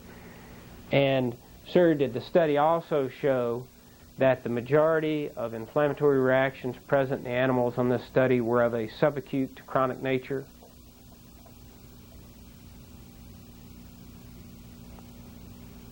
Yes. And chronic means what, sir? Continuing long-term nature. And you recall having no disagreements with that finding, at least in 1969? No. And, sir, I think you said that your review of this study showed it to be similar to the findings of Dr. Steinhausen in the 1940s? Did I say that? I believe that you did earlier. I did not look at the Steinhausen publication. You don't have it with you. Okay.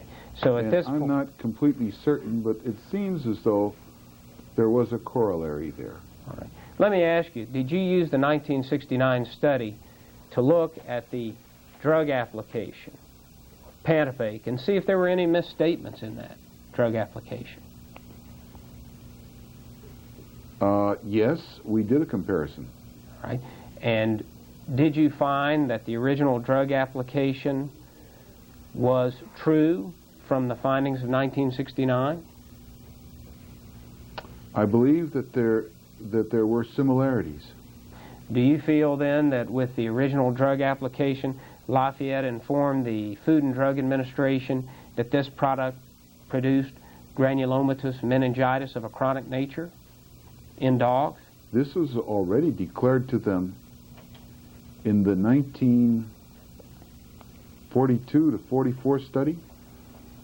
All right. Put in the original NDA. So you feel that, want to get this clear, you feel that when the original NDA was filed on Pantopake, Yes. the FDA was informed that intrathecal injection of Pantopake caused granulomatous meningitis of the brain and spinal cord of a chronic nature. In dogs. Okay. And you feel that was relayed to the FDA in Yes. 1944.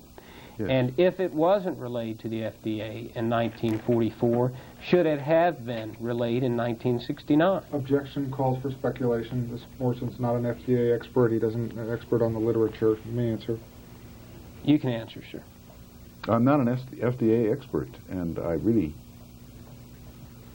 can't answer that All right. in view of the time period. Now, Doctor, we've talked earlier about the fact that the rough draft of the final report came out in September of 1968. Do you recall that? Yes. Now, this final report was February the 7th, 1969. That is correct. Do you know why it took 4.5 months for the study to get in final form, as we see here? I do not recall at this time. Is it typical to have a 4.5-month delay after a rough draft of a study is done and all of the research has been concluded? It may very well be. Now, sir, do you agree? It had to go through a number. Thank you. It had to go through a number of people. Do you agree, sir, that the findings of granulomatous meningitis are signs of toxicity?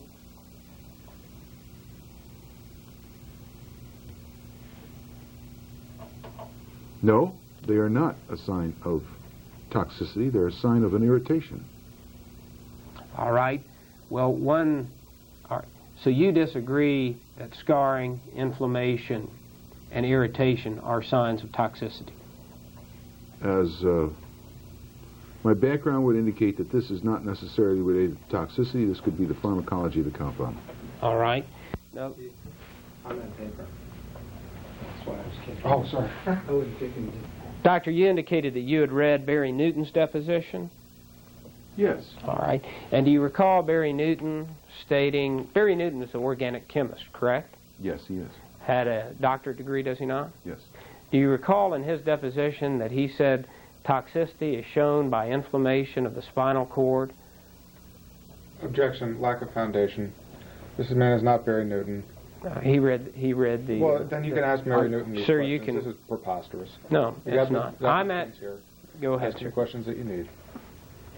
Sir, do you recall Barry Newton in his deposition stating that toxicity is shown by inflammation of the spinal cord? Questions. Do you recall that in his deposition? I don't recall that. All right. If, in fact, he made that statement, I take it at this point you disagree. Ask Barry Newton where he defines how he defines toxicity. Remember, he's an organic chemist. He's not a pharmacologist. Yes, His and background is not in pharmacy. I understand. Do organic chemists study toxicity? No, they don't, sir. Okay? And Where do so, you find that? No. I just Sorry. asked you a Sorry. question, Okay. sir. Sorry. Organic chemists, it's your testimony, do not study toxicity of drugs. That is correct. And Mr. Newton, it's my understanding, was hired to find another myelographic agent. Is that fair? He was hired to synthesize radiopaque agents. And he did, during his career, toxicity testing, did he not? He did at times, that's correct, with the help of people who were familiar with toxicity testing.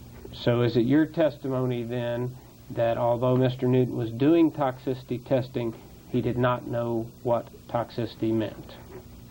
He lacked a background with regard to terminology. All right.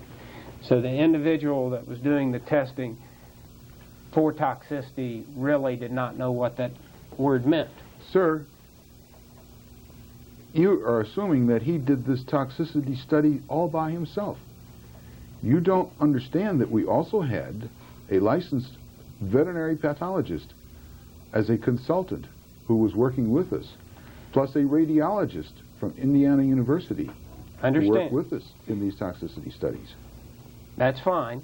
All I want to know is, it's your testimony that Barry Newton did not know the proper meaning of toxicity. Objection. Mischaracterizes his testimony. He doesn't recall Barry Newton's deposition, assumes facts not in evidence.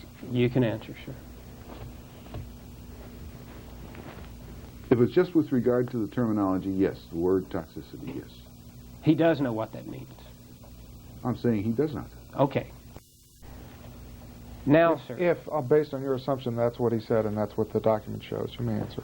Now, sir, was one of the reasons that toxicity testing, comparative toxicity testing, was undertaken because prior testing of Pantopake 2 showed it to be too toxic for FDA approval?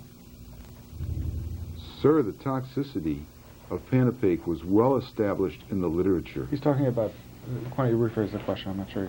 We're just talking about comparative toxicity. The Pantopake 2, I think his question was Yes. directed to. Okay. Okay, I'm sorry, then I misinterpreted your question. Repeat it again, please. Sir, was one of the reasons that comparative toxicity testing was done in 1969 the fact that you had concerns about the toxicity studies involving Pantopake 2, the dilute Pantopake? No, it was not. Sir, I'll show you Plaintiff's Exhibit number 204. Ask if you recall ever seeing this document. Just take a moment to review it.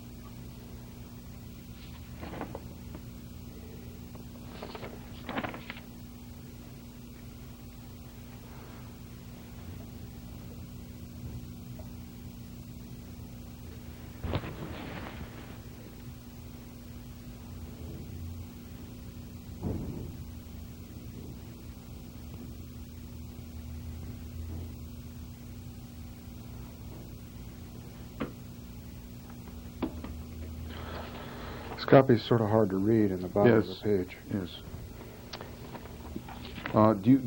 Is your copy any better on page 1, I last think yours paragraph? is about the best. Is it? Yeah.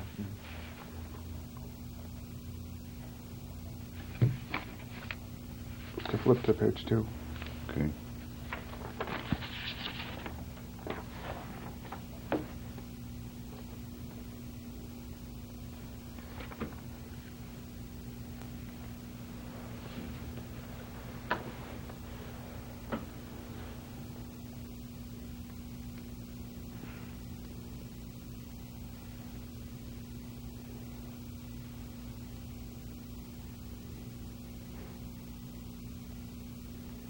Yes, and what is your question? Sir, my question was, do you recall having concerns about the toxicity studies that led to doing the 1969 comparative study?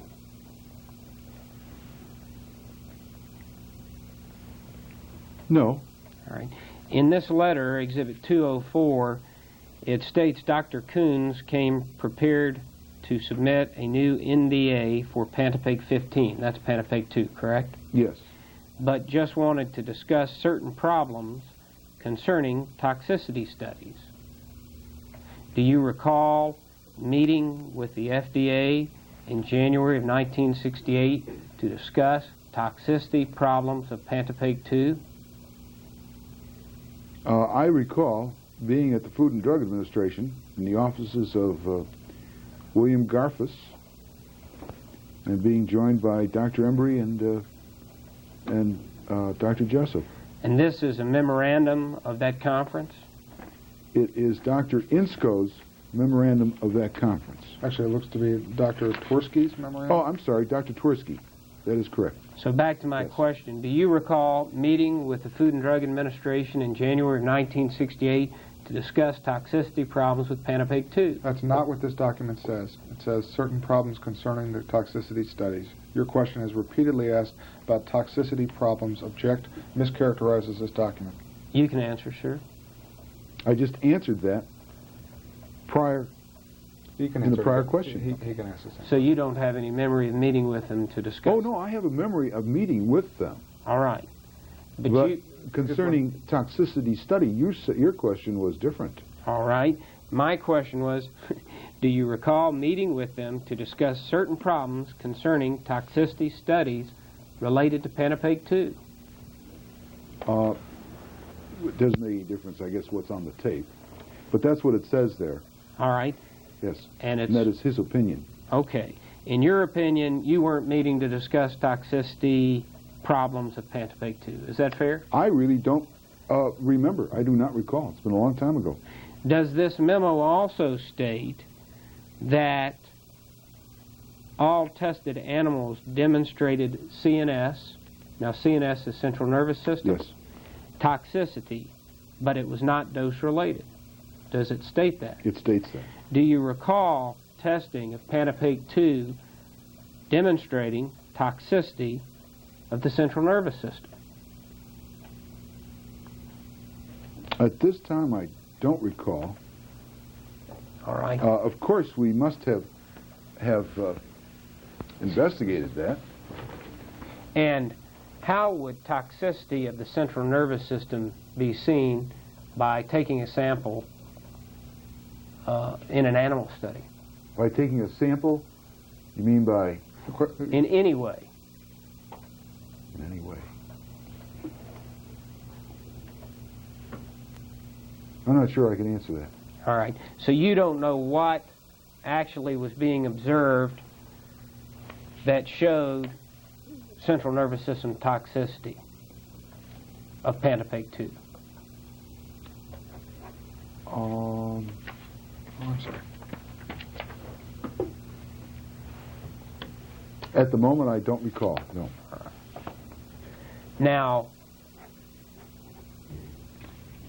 Lafayette did pull its new drug application on Pantopig 2, correct? That is correct. And was one of the reasons that the testing showed the product to be too toxic? Absolutely not.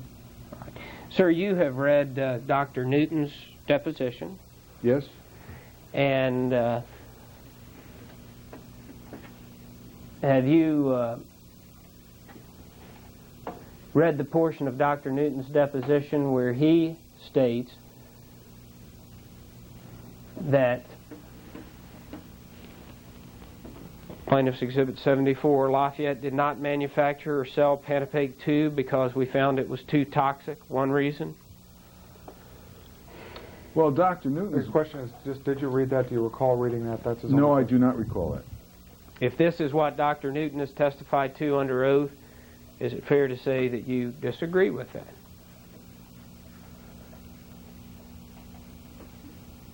The quote there is, "We found it too irritating to the central nervous system." You mean toxic, or the quote that's been crossed out? Objection vague. You can answer, sure. Yes. Are you saying that Dr. Newton said it was too toxic and not too irritating to the central? Right. What did he say? What did he say? I will tell you, sir. Dr. Newton would not agree with irritating to the central nervous system. He had me write in toxic. I see.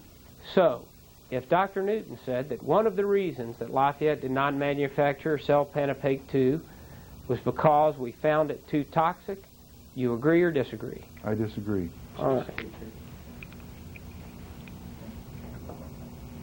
Sir, I've written on here while the camera was off, Dr. Coons disagrees. That would be accurate, correct? Yes. All right. Now, if we get back to the original purpose, or one of the original purposes for the 1969 comparative studies, it was to help answer the question of delayed neurologic effects, Pantopaque 1 and Pantopaque 2, correct? I'm sorry. I'm reading this thing. What have you got up there? The proposal given above would help to answer the proposal given above. Strike that. Yes. Just listen to his question. You don't have to look at this demonstrative. Just listen to his question. Dr. Coons, we earlier talked, when we're referring to a Kodak memo, that one of the purposes for the 1969 intrathecal toxicity study was to help answer the question of delayed neurologic effects of Pantopaque 1 and Pantopaque 2. Do you recall that? Yes. All right. And the results of that study showed fibrosis, correct? Yes. It showed granulomatous meningitis of the brain and spinal cord. Yes. And it showed the inflammation of the meninges. Now, this is all, make clarification, this is all in dogs where it wasn't taken out. That's right. You can answer, sir. Yes, it was all in dogs where it was not removed. Everyone already knew this. The dog was not an adequate model. The purpose of this comparison was to see if there would be any differences in toxicity, if it would be, or in pharmacology, between the Pantopaque with a 30% iodine, Pantopaque 1 and Pantopaque 2. I understand. And one purpose was also to help answer the question of delayed neurologic effects. Right? I thought it might do that. And so you said the dog wasn't a good model. Did you ever voice criticism? Can point me to any piece of paper where you criticize using a dog in the intrathecal studies? I believe that mention of that was made in the study. I don't think that I mentioned it. Well, you want to point to a piece of paper? Your counsel is going to be all over the death row. Usually we're able to get out inane comments, but since he's talking, we won't. Go ahead. Do you recall ever objecting to the use of dogs at the time the Hazelton study was set up and you helped set it up? Yes. And did you write Hazelton say we shouldn't use dogs? Our premise was to determine if there was any difference in the toxicity between Pantopaque 1 and Pantopaque 2. And you found that there really was no difference in the toxicity of the two products, correct? Relatively similar. That is correct. What was relatively similar? The toxicity. Of both The irritating effects. All right. Of both Pantopaque 1 and Pantopaque 2? Yes. All right. So if Barry Newton... There were some... You gotta look at the camera. Yes. Thank you. And so if Barry Newton is correct that one of the reasons Pantopaque 2 was not marketed was that it was too toxic, what decisions were made about Pantopaque 1? I just said that Barry Newton was incorrect on that. Okay. Now, sir... I can't account for his understanding of that this far away in time. 25 years is a long time. You remember what you were doing 25 years ago? I do. I was playing a little sandlot? I was in Baseball, third grade. Right? Third grade, okay. But, sir, my question is, after the Pantopaque 1 and Pantopaque 2 studies came out, Mm-hmm. did you sit down and decide that you should or shouldn't continue selling Pantopake 1? Well, if my memory serves me correctly, the studies we had heard from our investigators, namely Gold and Kiefer Peterson, Fager at Harvard University,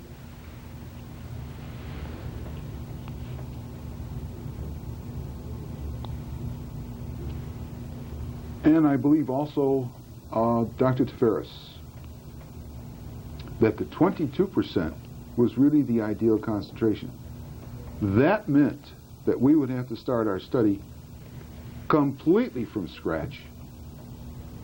And the decision was made that we didn't want to pour another $400,000 to $500,000 in the study. And that was a correct decision, as we found out in 1975 from H.O. Peterson, who was the father of myelography, modern myelography. Dandy, I understand, did some work a few years earlier. Yes, Dandy was the first one to introduce air myelography. Who I believe in a 1975 article in Radiology stated that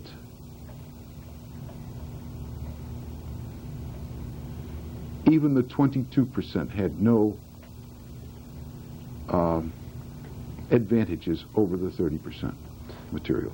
So let me get this right. Your consultants were concluding that the 22% was far superior in 1969 or 68. Is that fair? Far superior to what? To Pantopake that was on the market.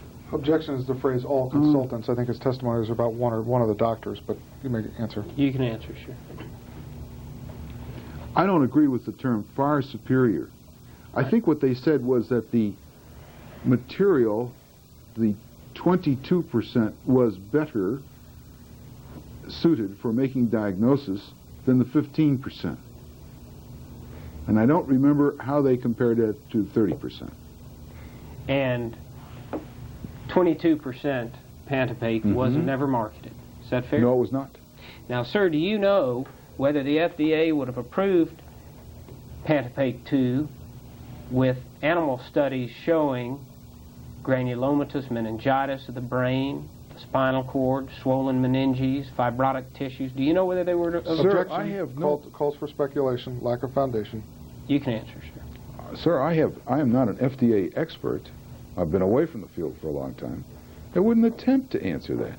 So, is it fair to say that you have no idea whether Pantopake 2 would pass the FDA rules or critique based upon the intrathecal studies of 1969? Yes, especially at this point in time. Okay. So then it would also be fair to say that you would not know whether Pantopake 1 that was on the market would pass the FDA rules and regs as they existed in 69. Ah, but I do, sir. Oh, you do? Yes. Well, we'll get into that. I assume that's the DESI review? Yes. All right. Yes. We will get into that. Now, when you did the 1969 study, did you turn it over to the FDA before you pulled the application for Pantopake 2? I'm sorry. Let's go back. I just made out the question. If you just repeat the question. Just repeat the question. All right. This 1969 study. Yes. All right. Did you submit it to the FDA before or after you pulled the application for Pantopake 2?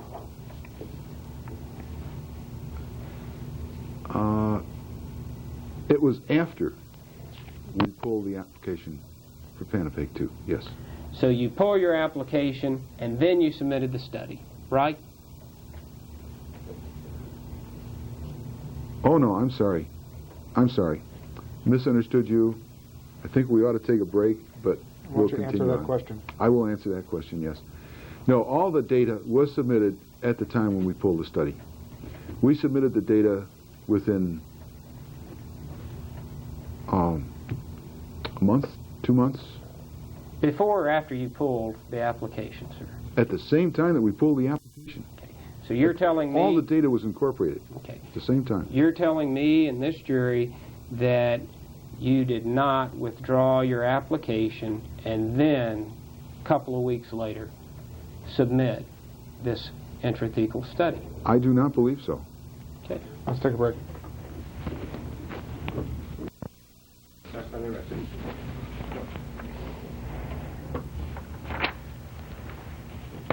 Sir, we were talking about the withdrawal of the Pantopake 2 study. Yes, I'm sorry, the withdrawal of the Pantopake 2 application. that's correct. And is it your testimony that the intrathecal toxicity studies were submitted at the time that the application was withdrawn? Yes, to the best of my knowledge, yes. Now, once an application is withdrawn, is there any more required investigation by the FDA? Objection, lack of foundation. I really don't know. Do you recall when the application was withdrawn? I believe I said it was withdrawn approximately within a 2-month period after the final report. All right. And is there any reason that the intrathecal study was not submitted when it came out? The final report wasn't in until January, sometime in January of 1970, I believe. All right. Sir, we've looked here at the final report for the intrathecal study. Okay, February 7th. February 7, 1969. That is correct. And the withdrawal of the application for Pantopake 2 was June 25th, 1969. Okay. Now, is there any reason why the report wasn't submitted until the time that the application was withdrawn? Well, probably we didn't get it finished until that time. We had to provide all the clinicians' data, had to summarize it, had to get them to summarize it, and there were some other things that we were I required to do. I wasn't talking about the clinical reports. I was talking about the intrathecal toxicity study. Was there any reason that this particular study was not submitted until... No, there was no particular reason that that was not submitted. Now, sir, we were also talking about whether Pantopake, if the intrathecal 1969 studies had been examined by the FDA, strike that. Dr. Koontz, we were talking about whether Pantopake that was on the market would pass the FDA standards in 1969. Do you recall that? Well, you asked a question and he said he's not an expert in the FDA. That's what you mean by we were talking about it. Mm-hmm. Yes. I agree with his answer. I think you can probably answer without help, can't you? You can answer. Oh, I sir. desperately need help. I don't do this as a matter of routine. Do you recall, sir, us talking about whether or not Pantopake would pass the 1969 FDA requirements? Do you recall talking about that subject? Yes, you would ask about that subject. Were you aware, doctor, of physicians who were writing in 1978 that Pantopake would not meet the then current FDA standards? No, I do not recall that. Had you seen At the present time. a physician's article where they stated that this drug would not pass current FDA standards in 1978, would that be something you would have followed up on? No. I don't really know whether we would have followed up on that or not. May I see the article? Sure, I'll, if you'd like to. Here's Plaintiff's Exhibit 209. See, we knew we were going to pull this. His question is just about following up on the article. You knew you were going to pull what, sir? Pull the application in 1969 For Pantopake or Pantopake 2? for Pantopake 2. All right. I may have confused you because this is an article where the doctor is writing, and if you'll look here at the bottom of the second paragraph, it states, quote, it should be noted that the drug, speaking about Pantopake, would not meet FDA standards were it introduced today. Do you see the portion that I just read? Why don't you just take a moment to read? This is only a page and a half. Yes. All right. And were you aware in 1968 that an article like this was written where a physician claimed that Pantopake would not meet then current FDA standards? Well, sometimes physicians and sometimes we scientists and sometimes we attorneys get out of line in talking about something we don't understand entirely. Is this man knowledgeable in FDA standards? Dr. H.L. Pfeffer, who is a probably a neuroradiologist? No, orthopedic surgeon.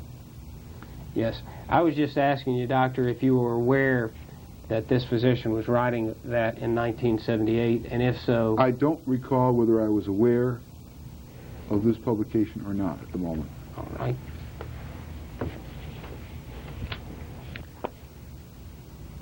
Doctor, when the decision to withdraw Pantopake 2 came about, were the physicians that were using the product notified? Yes. And were they told to return or destroy whatever product they had remaining? Yes, as I recall. And were those physicians informed of the toxicity studies? I do not recall. Some of these physicians worked on the toxicity studies. Do you know whether... In their own facilities. Okay. Do you know... I'm talking about the intrathecal toxicity studies of dogs that were conducted by Hazelton Laboratories. Oh. I don't think so. I don't believe so. The clinicians using Pantopake 2 were not involved with those studies, were they? I do not believe they were. All right. When you withdrew the application for Pantopake 2, did you notify those physicians of the results of those studies? No, we did not. And so the physicians that had used this product on people were not informed that the testing in the dogs showed that it produced granulomatous meningitis and fibrosis, the things we've discussed? Yes, but Mr. Garner, do you understand that this knowledge had been made available, that it was a commonly understood information, that this information was commonly understood by many researchers in the field? It may have been understood... That this is a poor model? May have been understood by researchers. My question was, did you notify... Please let him finish his answer. Yes.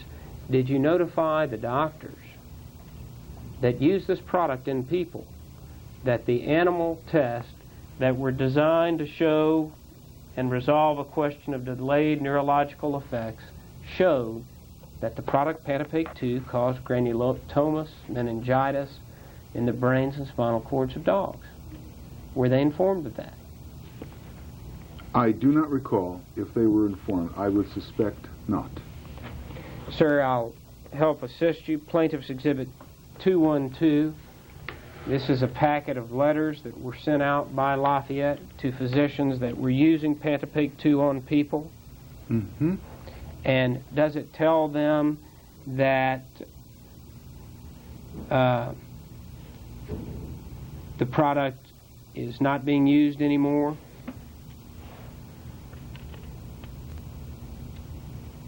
Yes, it will no longer be available. Is there anything in this that makes reference to the intrathecal toxicity studies?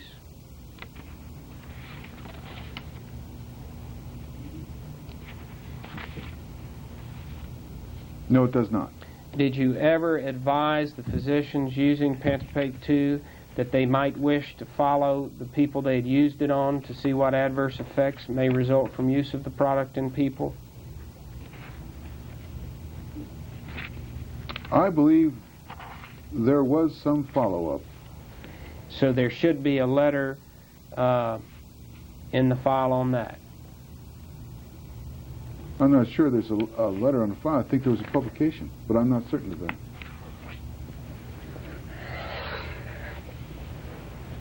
Do you know how many people Pantapake 2 was used on?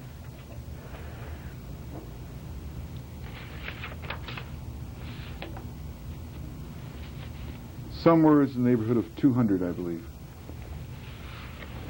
Doctor, you indicated that the intrathecal study was filed with the FDA at or near the time that the application for Pantapake 2 was withdrawn, correct?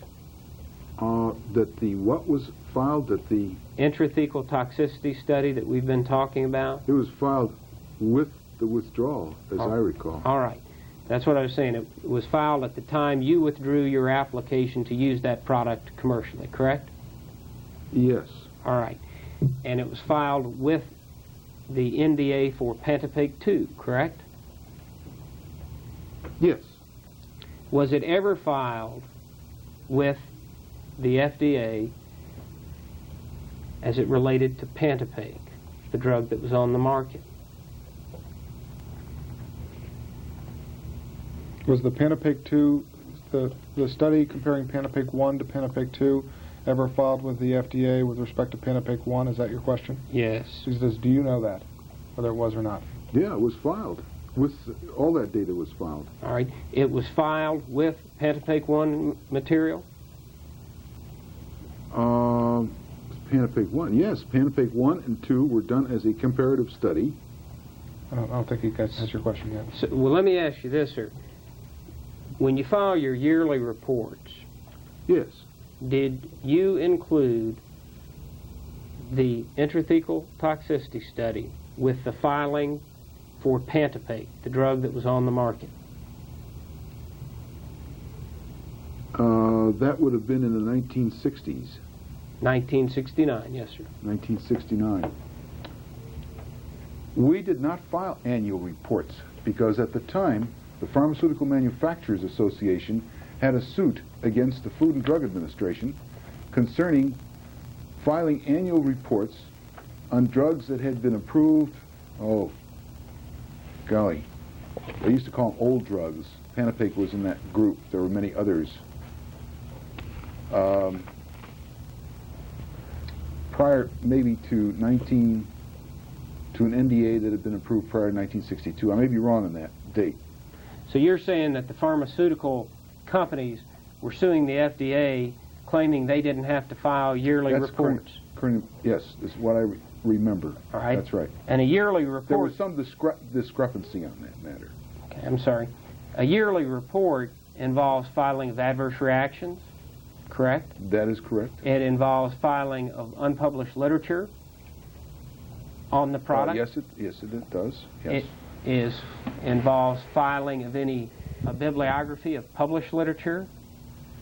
That is correct. And in 1969 and before, the pharmaceutical companies were suing the FDA saying they shouldn't have to file those things. Oh, no, wait a minute. No. Only on those drugs that were classified as old drugs. I understand. As the Pharmaceutical Association was suing the FDA saying that as far as old drugs, we shouldn't have to file yearly reports, we shouldn't have to file unpublished studies, and we shouldn't have to file bibliographies of published material. That Fair? was the suit at that time. All right. Now, sir, when Lafayette received approval to sell Pantapake, they were notified of Section 505E, were they not, of the Food and Drug Administration regulations? Mm-hmm. I have another copy. Plaintiff's Exhibit 132 is a copy of the letter from the Food and Drug Administration to Lafayette, dated February 22nd, 1944, correct? I'm still reading the letter. Okay, this is dated to Lafayette Pharmaceutical, February 22nd, 1944. Completed our study.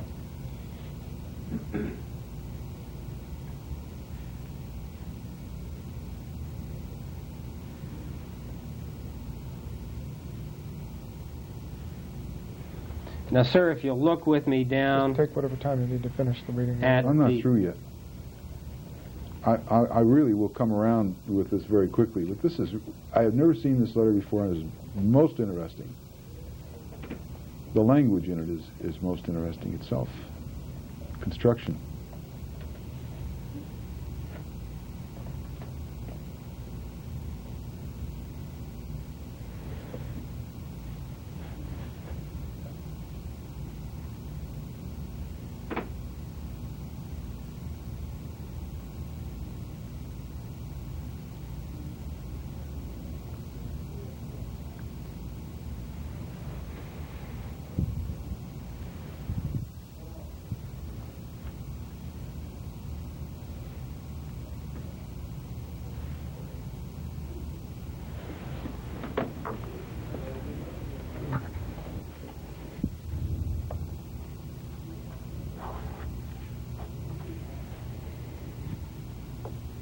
Okay, now your question is? All right, sir. Looking at paragraph number 5, does this Yes. indicate that if further experience and test with Pantopake show it to be unsafe for use, or if it is found that the application contains any untrue statement of a material fact, the product can be suspended? That is correct. That And says that. are there regulations that require the manufacturer to notify the FDA if testing might show an untrue statement in the application? Objection, lack of foundation. Again, I'm not a food and drug expert. I can't really qualify an answer like that. To your recall, Like that. I'm sorry, Go ahead. to your recall, Lafayette did not write the FDA and tell them that the intrathecal toxicity studies showed any statement in the original application of Pantopake to be untrue. You mean apart from submitting the reports to the FDA? They didn't on Pantopake 1. You can answer, sir. I'm not sure that. Repeat that over again. I have a. Just Okay. repeat the question. Do you recall Lafayette writing the FDA and telling them that the 1969 intrathecal studies showed results different than the original 1944 application for Pantopake? Oh no, sir. I don't think it was different. So what the 1969 study showed, Lafayette knew all along. Is that fair? Yes.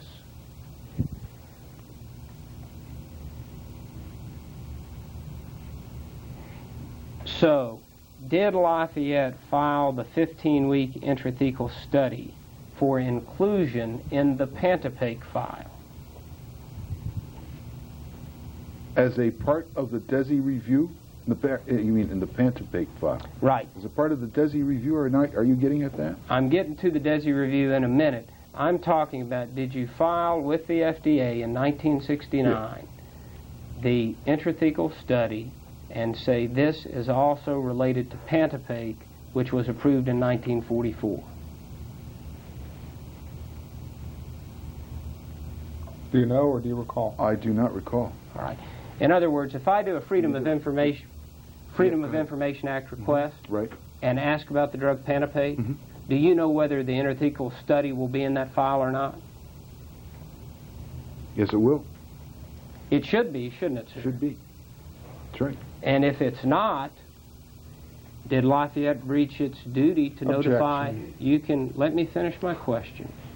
If the intrathecal study is not in the Pantopake file, is that a breach of Lafayette's duty of reporting? Objection, lack of foundation. You never, this expert's not in the calls for a legal conclusion, lack of foundation. You can answer, sir.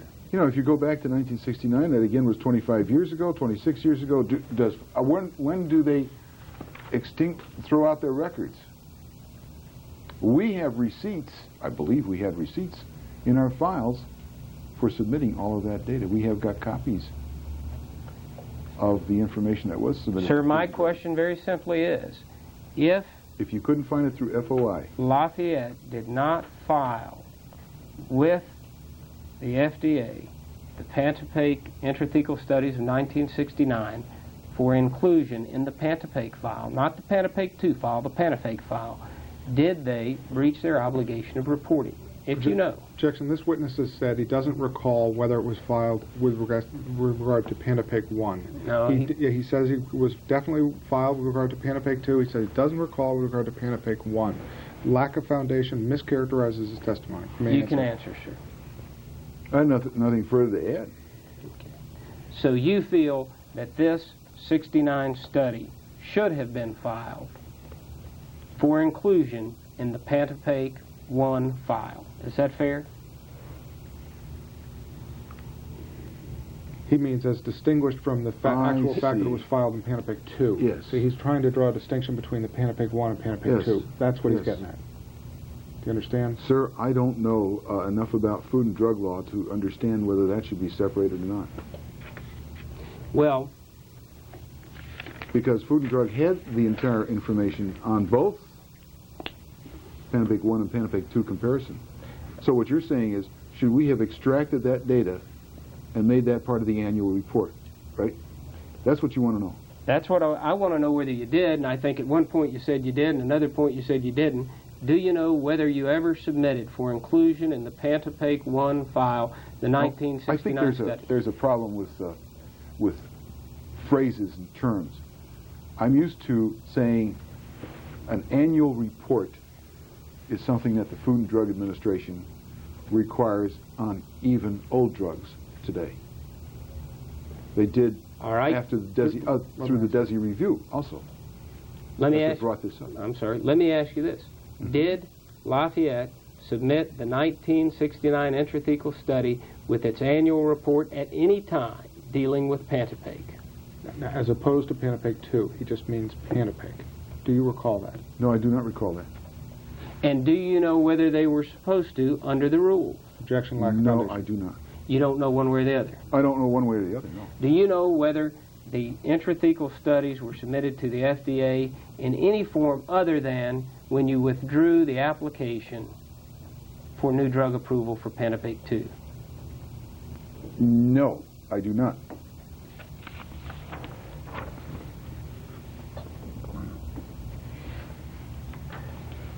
So, sir, if we are... You're about the end of your tether there, Steve. Okay. We can free him up here.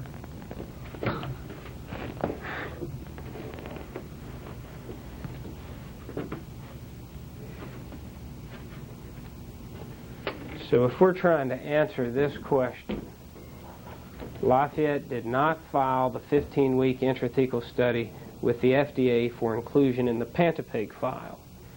Your answer would be you just don't know. Is that fair? That's correct.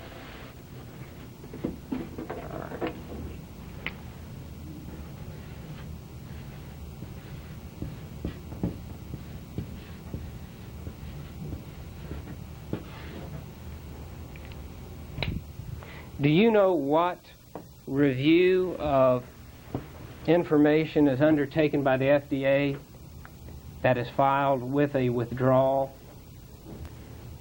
Objection, lack of foundation. I do not know. All right.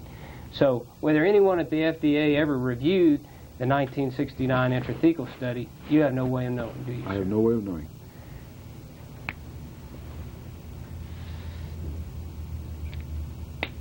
Now, sir, how many annual reports were submitted by Lafayette to the Food and Drug Administration concerning Panapake between 1944 and 1969?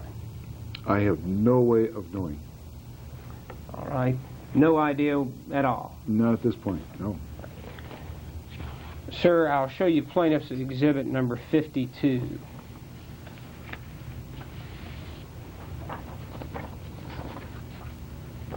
First of all, do you recognize this as an April 14th, 1969 letter from the Food and Drug Administration to Lafayette?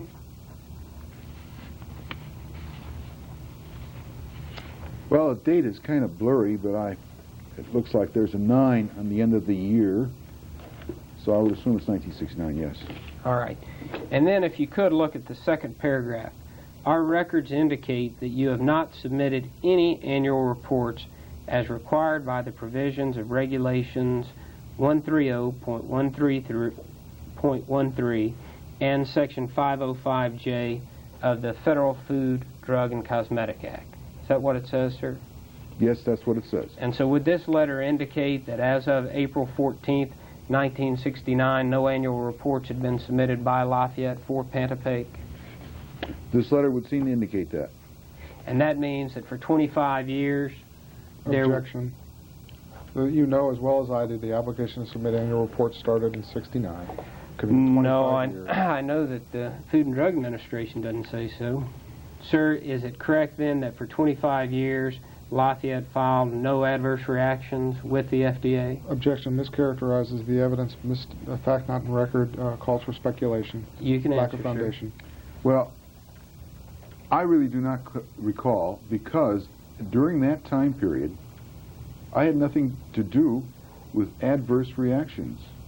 All right. Those were handled by Bill Bucky primarily and Bill Griggs secondarily. Then, do you know whether for the first 25 years of the existence of Pantapake, one adverse reaction file was ever sent to the FDA by Lafayette? At this point in time, I do not recall. Do you know whether during the first 25 years Lafayette submitted any of its unpublished studies on Pantapake to the FDA?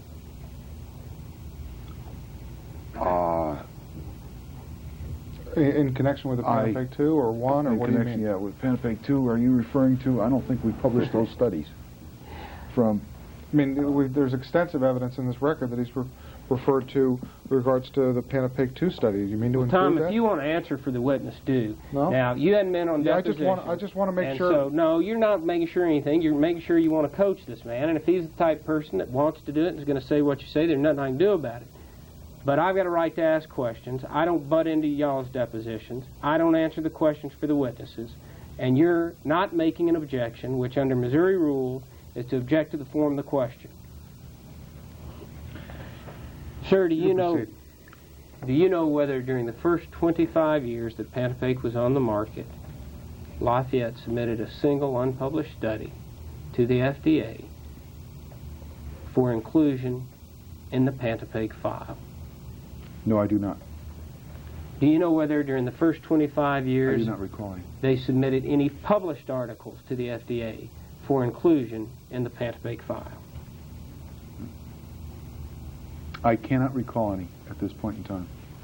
Now, this letter is written by Dr. Seif of That the is FDA. correct. That is correct. Were you aware that Dr. Seif eventually was convicted and sentenced to jail time? No, sir, I was not. Were you aware that Dr. Seif was convicted of jail time for taking gratuities from drug companies? No, I was not. Do you know whether anyone from Lafayette testified at Dr. Seif's inquest or trial? Objection. Absolutely assumes facts and evidence. Even raising that issue is objectionable, and you know it. It is not objectionable. You can answer. Well, I can answer it. I'm absolutely certain that no one testified. From Lafayette. That's right.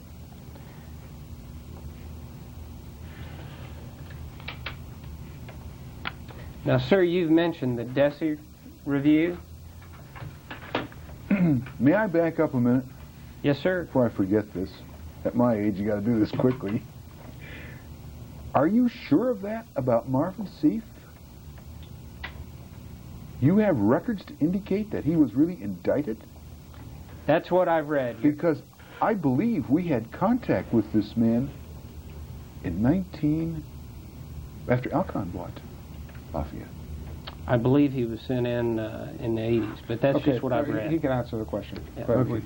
Now, sir, you've mentioned the DESI review a couple of times. Yes. And tell us what the DESI review is. The DESI stands for Drug Efficacy and Safety Investigation. All right. There was Are you done? Your question No, I'm was not done yet. And these people that ran the DESI review We're part of the National Research Council and the National Academy of Sciences. I mean, this was a blue ribbon group of the best scientists in America. Right. And they reviewed the data that we submitted, and they also had the data available from the Pantapaque 2 study, Well, and found our product to be safe and efficacious for use. we'll get to that. When did the DESI review look at Pantapaque? I don't remember the exact year. It may have been 71 or 70. I'm not sure. And the DESI review requested that Lafayette produce certain things, did they not? Yes. And one of the things they requested was that Lafayette produce any unpublished studies, animal studies, dealing with Pantapaque, correct? I don't remember if that was in it, but that sounds like a logical statement. The a question is, logical if you request. recall it, fine. If I you do don't- not recall it. All right. It would be logical for the DESI review to ask for any unpublished studies. Is that fair? Yes. Now, you feel that it was in 1970 or 1971? Somewhere's in that period of time. Did Lafayette submit to the DESI review the 1969 intrathecal study that dealt with Pantapaque dye? The comparative study at Hazleton. Yes, sir. No. I don't believe that was incorporated into the DESI review. Right. So the That was an DESI application that was withdrawn. Right. The DESI review did not review the 1969 intrathecal study. Objection. That mischaracterizes the statement. Object to the form. Mischaracterizes his prior testimony. You may answer. So what you're telling They me... had this information available. My question is, did Lafayette submit the 1969 intrathecal study, and you said no, right? That is correct. Now, the DESI review relied upon you to submit unpublished animal studies, did they not? Objection calls for speculation. You're asking him to speculate as to what the DESI review thought or relied upon. There's no way this witness can say what the DESI review reviewed or studied. You can answer, sir. I don't recall what the DESI review, what parameters they requested. If you could show me something there that they... To your knowledge, did the DESI fine. review look at the 1969 intrathecal studies comparing Pantapaque and Pantapaque 2? Objection calls for speculation as to what the other people looked I or don't know reviewed what at. they looked at.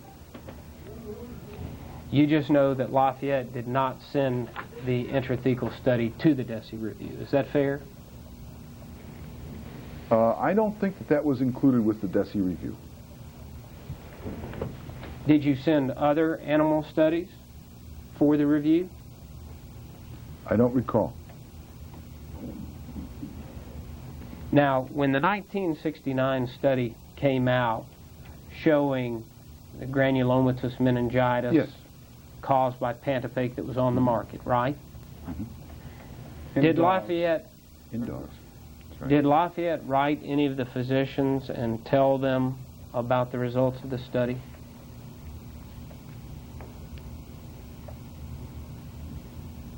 I do not recall.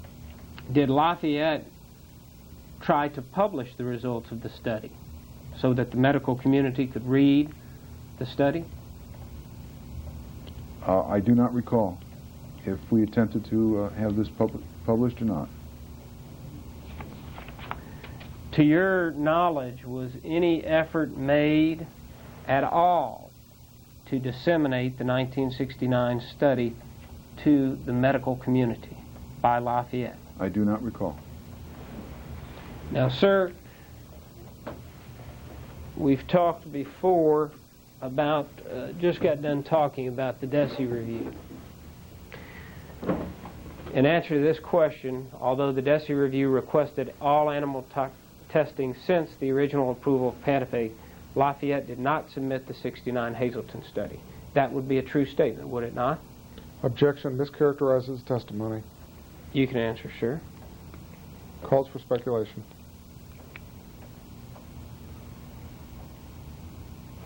Lack of foundation. As I said before, I don't really recall whether they submitted it. Does request all animal testing since the original approval. Lafayette did not submit the 1969 Hazelton study. Mischaracterizes prior testimony. You may answer. I don't know. All right, you said earlier that Lafayette did not submit the 69 study, right?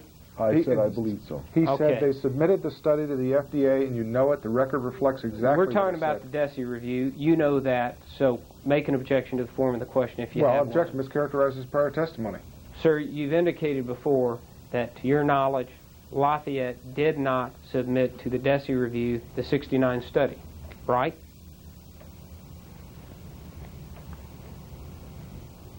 If I said that, that's correct. All right. Now, the only thing about this that you're not sure of is whether the DESI review requested all animal testing since the original approval of Pantapake, right? Yes, I'm not sure of that. All right. If, in fact, they did request it, then this statement in its entirety would be accurate. Is that fair? If who requested it? If the DESI review requested all animal testing since the original approval of Pantapake, Lafayette did not submit the 1969 study, Yeah. that would be a true statement, correct? Okay, yes.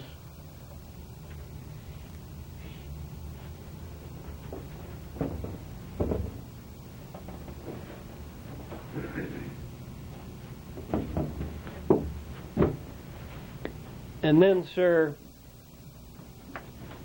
following up on the last subject we were talking about, Lafayette did nothing to notify the medical community about the results of the 69 toxicity studies.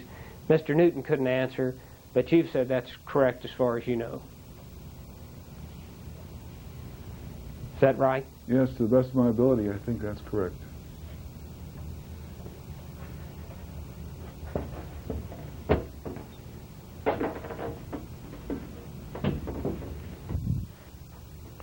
Now, sir, at the time that this product was being manufactured and sold, you were aware that Pantapake had a solvent effect on rubber, were you not? Yes, yes. That it would dissolve rubber, deteriorate rubber. Right, yes. You were aware that it would dissolve styrene. We became aware that it would dissolve styrene. Yes, that is correct. It would eat away a styrofoam cup in Yes. 24 hours. Yes. Were you aware that at one time Kodak had attempted to ship Pantapake in dark plastic containers? I don't recall that at this time. So you were unaware that the Pantapake leached the color out of the plastic? I do not recall that they actually shipped to us or that they had Question is, researched into it. Do you recall it? No, I do not recall. Now, was there ever a warning on the product insert not to use plastic syringes when using Pantapake? No, but, however, if you will inspect the plastic syringes that I have seen in my career, most of them have rubber tips on the plunger. So you're We saying did not always know whether they were polystyrene or they were making lots of different types of polymers. the bottom line was you knew that Pantapake interacted with plastic, did you not? Some plastics, yes. And there was not a warning to avoid plastic syringes. Fair? No, there was no warning. That's correct. Now, you knew also that the product, if it was dropped on a asbestos tile floor, would gouge out the floor. Yeah. Sir, let me ask you, So is your spine made out of plastic or rubber? well, not that I know of, Okay. but let me ask you, sir, we've discussed the fact that the 1969 studies, in your opinion, showed what Dr. Steinhausen study showed in 1940-41. You recall discussing that? Yes. Now, and we've discussed the fact that Lafayette was aware that spinal irritants may not have symptoms for many weeks after they encounter the central nervous system. Do you recall that? Mm-hmm. Yes. And just to bring us back, these were one of the reasons that the intrathecal study was done for 15 years. Or 15 weeks in dogs. You said years. 15 weeks. That's correct, 15 weeks in dogs. Now, was there ever a warning in the product insert notifying physicians that Pantopeg may have adverse effects that show up weeks later? Objection.